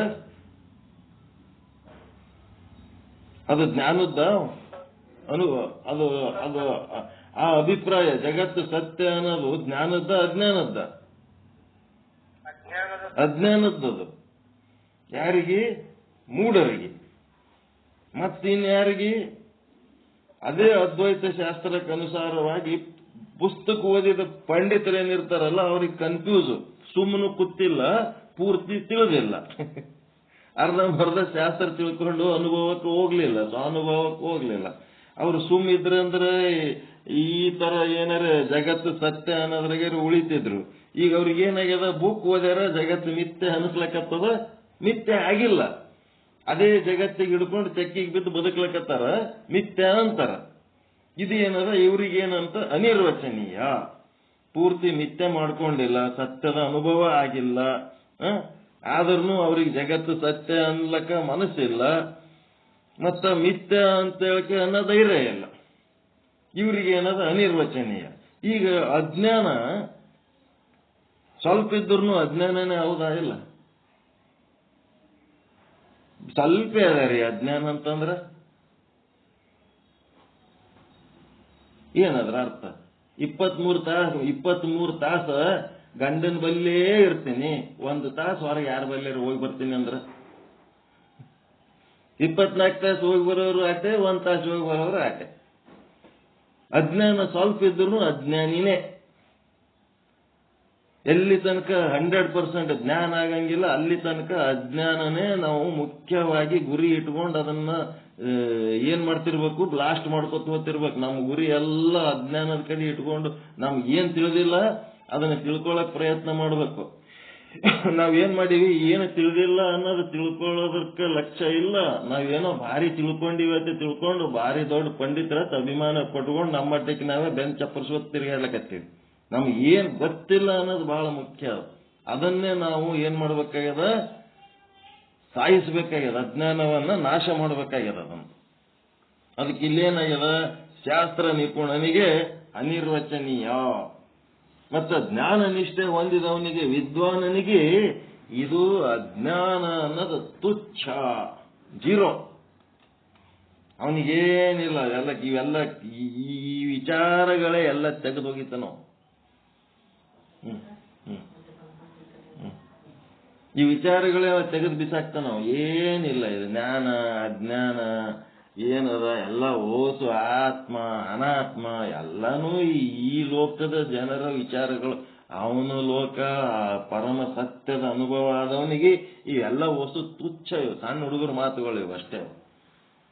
ಜ್ಞಾನ ನಿಷ್ಠೆ ಹೊಂದಿದ ಜೀವನ್ಮುಕ್ತ ವಿದ್ವಾನನಿಗೆ ಕಾರ್ಯಸಹಿತವಾದ ಅಜ್ಞಾನವು ತುಚ್ಛ ರೂಪವಾಗಿದೆ. ಇದೇನು ಜ್ಞಾನಿ ಆಗ್ಬಿಟ್ನಂತಂದ್ರೆ ಇವು ಯಾವ ಕೆಲಸಕ್ಕೆ ಬರಲಾರ್ದೆ ಅವನಿಗೆ. ಅದಕ್ಕೇನಾಯ್ತು, ಸತ್ ಅಂದ್ರೆ ಬ್ರಹ್ಮ, ಬ್ರಹ್ಮ ಅಂದ್ರೆ ಶೂನ್ಯದ ಶೂನ್ಯ, ಅವನು ಸಚ್ಚಿದಾನಂದ ನಿತ್ಯ ಪರಿಪೂರ್ಣ. ಇವನ ಅನುಭವ ಅವನಿಗೆ ಆಗಿಲ್ಲ.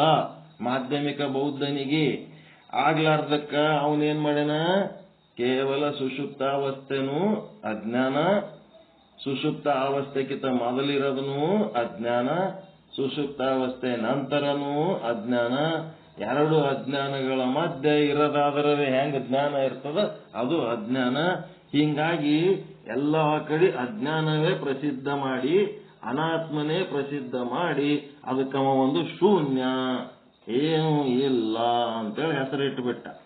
ಅದಕ್ಕೆ ಶೂನ್ಯವಾದಿಯ ಆತ್ಮ ಅಂತಂದ್ರೆ ಎಂಥದು, ಅಸತ್. ಶೂನ್ಯವಾದಿಯ ಆತ್ಮ ಅಂದ್ರ ಅಸತ್ತು.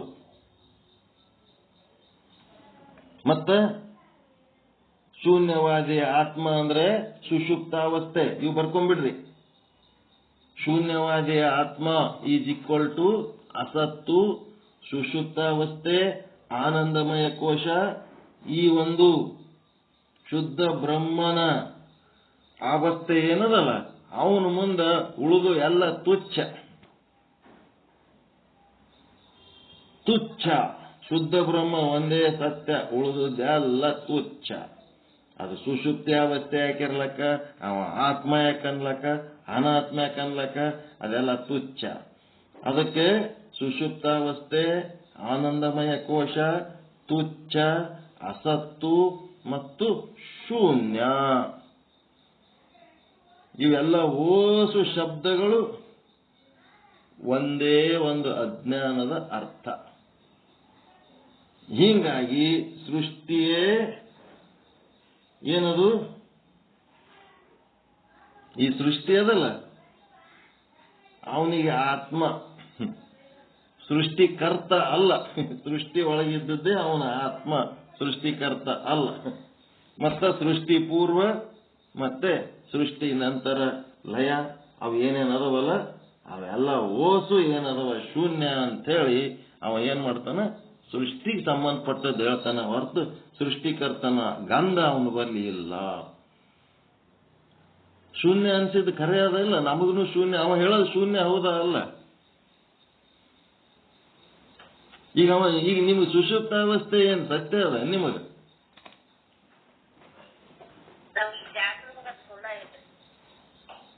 ಜಾಗೃತನು ಎಲ್ಲ ಕಾಲದಲ್ಲಿ ಸುಳ್ಳೆ ಅದು. ವಾಮ ಸುಳ್ಳಿದ್ದದ್ದು ಎಲ್ಲ ಕಾಲದಲ್ಲಿ ಸುಳ್ಳೆ. ನಿದ್ದೆ ಎತ್ತಿದ್ದು ಸುಳ್ಳು ಹೌದಿಲ್ಲ, ಮತ್ತೆ ಜಾಗೃತನು ಸುಳ್ಳು ಹೌದಿಲ್ಲ, ಸ್ವಪ್ನನು ಸುಳ್ಳು ಹೌದಿಲ್ಲ. ಅವ ಏನ್ ತಪ್ಪು ಹೇಳನ ಏನು?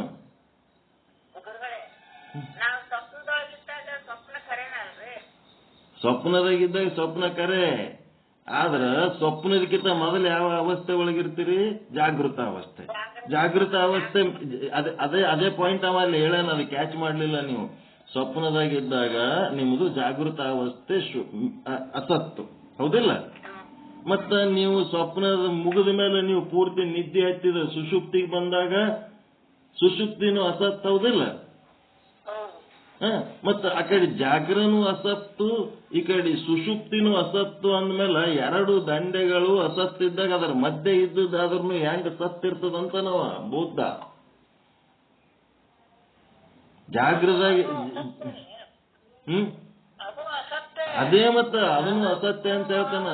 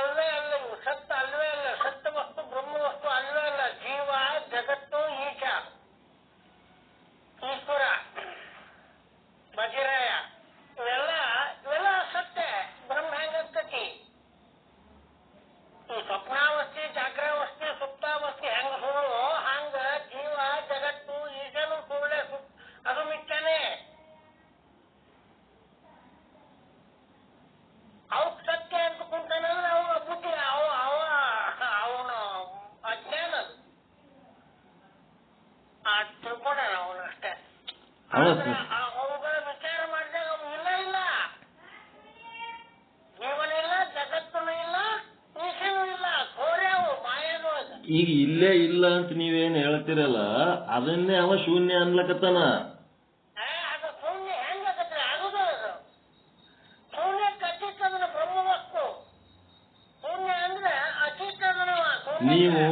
ನೀವು ವೇದಾಂತಿಗಳಾಗಿ ಹೇಳಕತ್ತೀರಿ, ಈಗ ಅವ ಮಾಧ್ಯಮಿಕ ಬೌದ್ಧ ಏನ್ ಹೇಳನ ಅನ್ನೋದು ನಾವಿಲ್ಲಿ ತಿಳ್ಕೊಳಕತ್ತೀವಿ.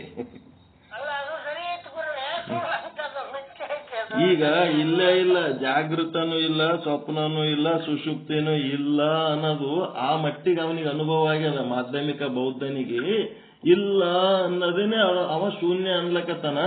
ಅವ ಶೂನ್ಯ ಅಂದದ್ದು ತಪ್ಪಿಲ್ಲ, ಆದ್ರ ಆ ಶೂನ್ಯಕ್ಕೆ ಆಧಾರವಾದ ಇರುವ ಆತ್ಮವನ್ನ ಅವ ಹೇಳ್ತಾ ಇಲ್ಲ ಅಷ್ಟೇ. ಇಲ್ಲವೇ ಇಲ್ಲ ಅಂತ ನಮಗೆ ಗೊತ್ತದ, ಎಲ್ಲರಿಗೂ ಗೊತ್ತದ ಇವು ಮೂರು ಸತ್ಯ ಅಲ್ಲ ಅಂತೇಳಿ. ಅವ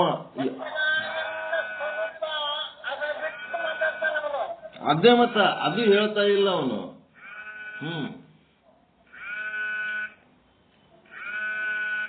ಏನ್ರಿ ಮ್ಯೂಟ್ ಮಾಡ್ರಿ.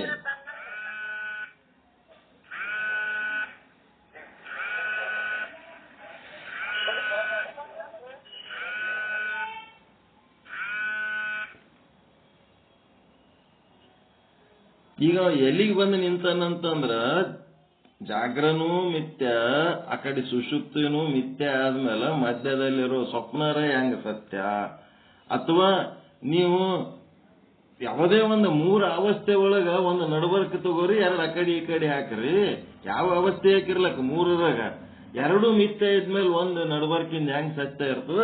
ಎಲ್ಲ ಮಿಥ್ಯನೇ ಅದ, ಮೂರು ಇಲ್ಲದುವೇ ಅದಾವ ಅಂತ ಹೇಳಿ ಅದು ಇಲ್ಲದ್ದೇ ಏನು ಇಲ್ಲವೇ ಇಲ್ಲ, ಅಲ್ಲವೇ ಅಲ್ಲ ಅಂತೇಳಿ ಏನು ಅಂತೀವಿ ಅದು ನಮಗೂ ಅನುಭವಕ್ಕಾದ. ಆ ಶೂನ್ಯಕ್ಕೆ ಬಂದು ನಿಂತಾನ. ಶೂನ್ಯಕ್ಕೆ ಬಂದು ನಿಂತು ಮ್ಯಾಲಿಂದ ಸಚ್ಚಿದಾನಂದಕ್ಕೆ ಅವನಿಗೆ ಅದರ ಅನುಭವ ಇಲ್ಲ ಇಲ್ಲಿ.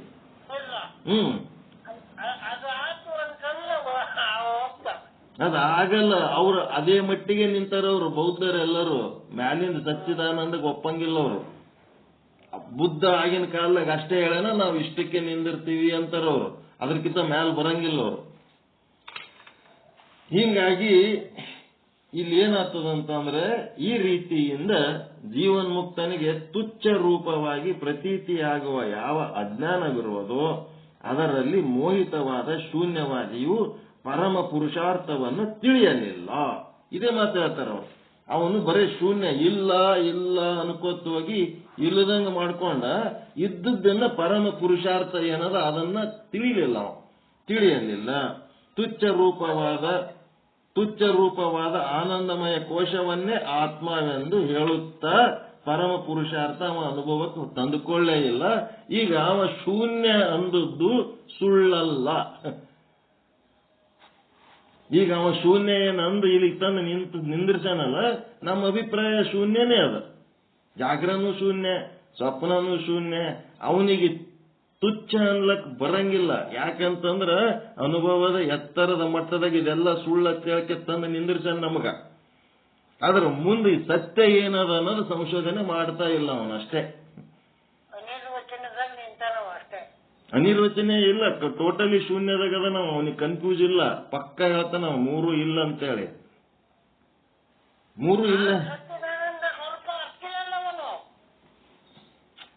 ಸಚ್ಚಿದಾನಂದ ಸ್ವರೂಪದ ಸುದ್ದಿನೇ ಬರಲ್ಲ. ಈಗ ಅವನ ಲೆಕ್ಕದ ಪ್ರಕಾರ ಯಾವುದು ಇದು ಸುಳ್ಳು, ಏನೂ ಇಲ್ಲ ಇಲ್ಲ ಅನ್ನೋದೇ ಅವನ ಲೆಕ್ಕಕ್ಕೆ ತಂದು ನಿಂತಾನ. ಸಚ್ಚಿದಾನಂದ ಸ್ವರೂಪ ಬಿಟ್ಟೇ ಬಿಡ್ರಿ, ಅದು ಈಗ ಇವನ್ ಲೆಕ್ಕದಾಗ ಇಲ್ಲ ಅದು.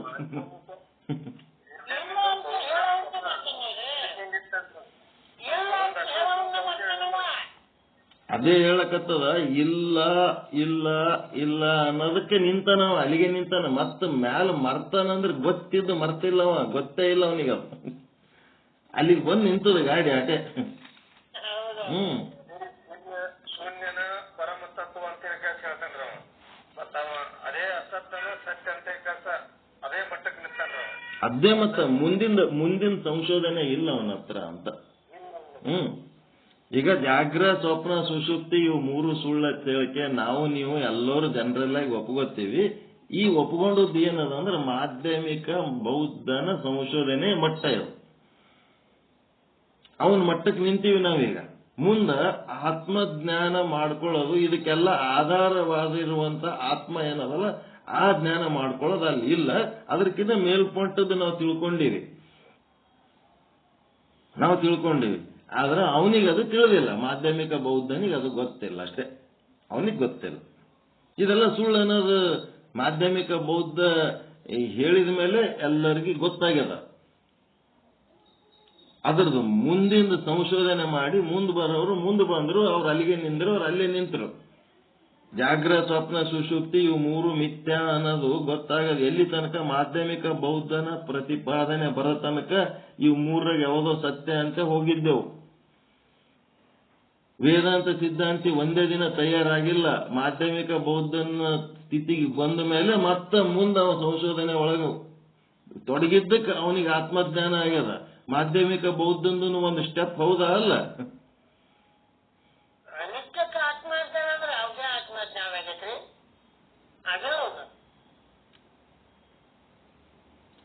ಅವನ ಕಾಲಕ್ಕ ಅನಿತ್ಯನೇ ಆತ್ಮ, ಅವನ ಕಾಲಕ್ಕ. ಅದರ ಮುಂದಿಂದು ಸಾಧನೆ ಮಾಡಿದವರು ದೇಹನೇ ಆತ್ಮ ಅಂದವರು, ಮನಸ್ಸೇ ಆತ್ಮ ಅಂದವರು, ಬುದ್ಧಿನೇ ಆತ್ಮ ಅಂದವರು, ಹಿಂಗ ಆನಂದಮಯ ಕೋಶನೇ ಆತ್ಮ ಅಂತೇಳಿ ಏನು ನಿಂತನಲ್ಲ, ಅವನಿಂತ ಮುಂದೆ ವೇದಾಂತಿಗಳು ಸಂಶೋಧನೆ ಮಾಡಿದ್ರು, ಅವನ ಲೆಕ್ಕಕ್ಕೆ ಅಲ್ಲಿಗೆ ನಿಂತನ.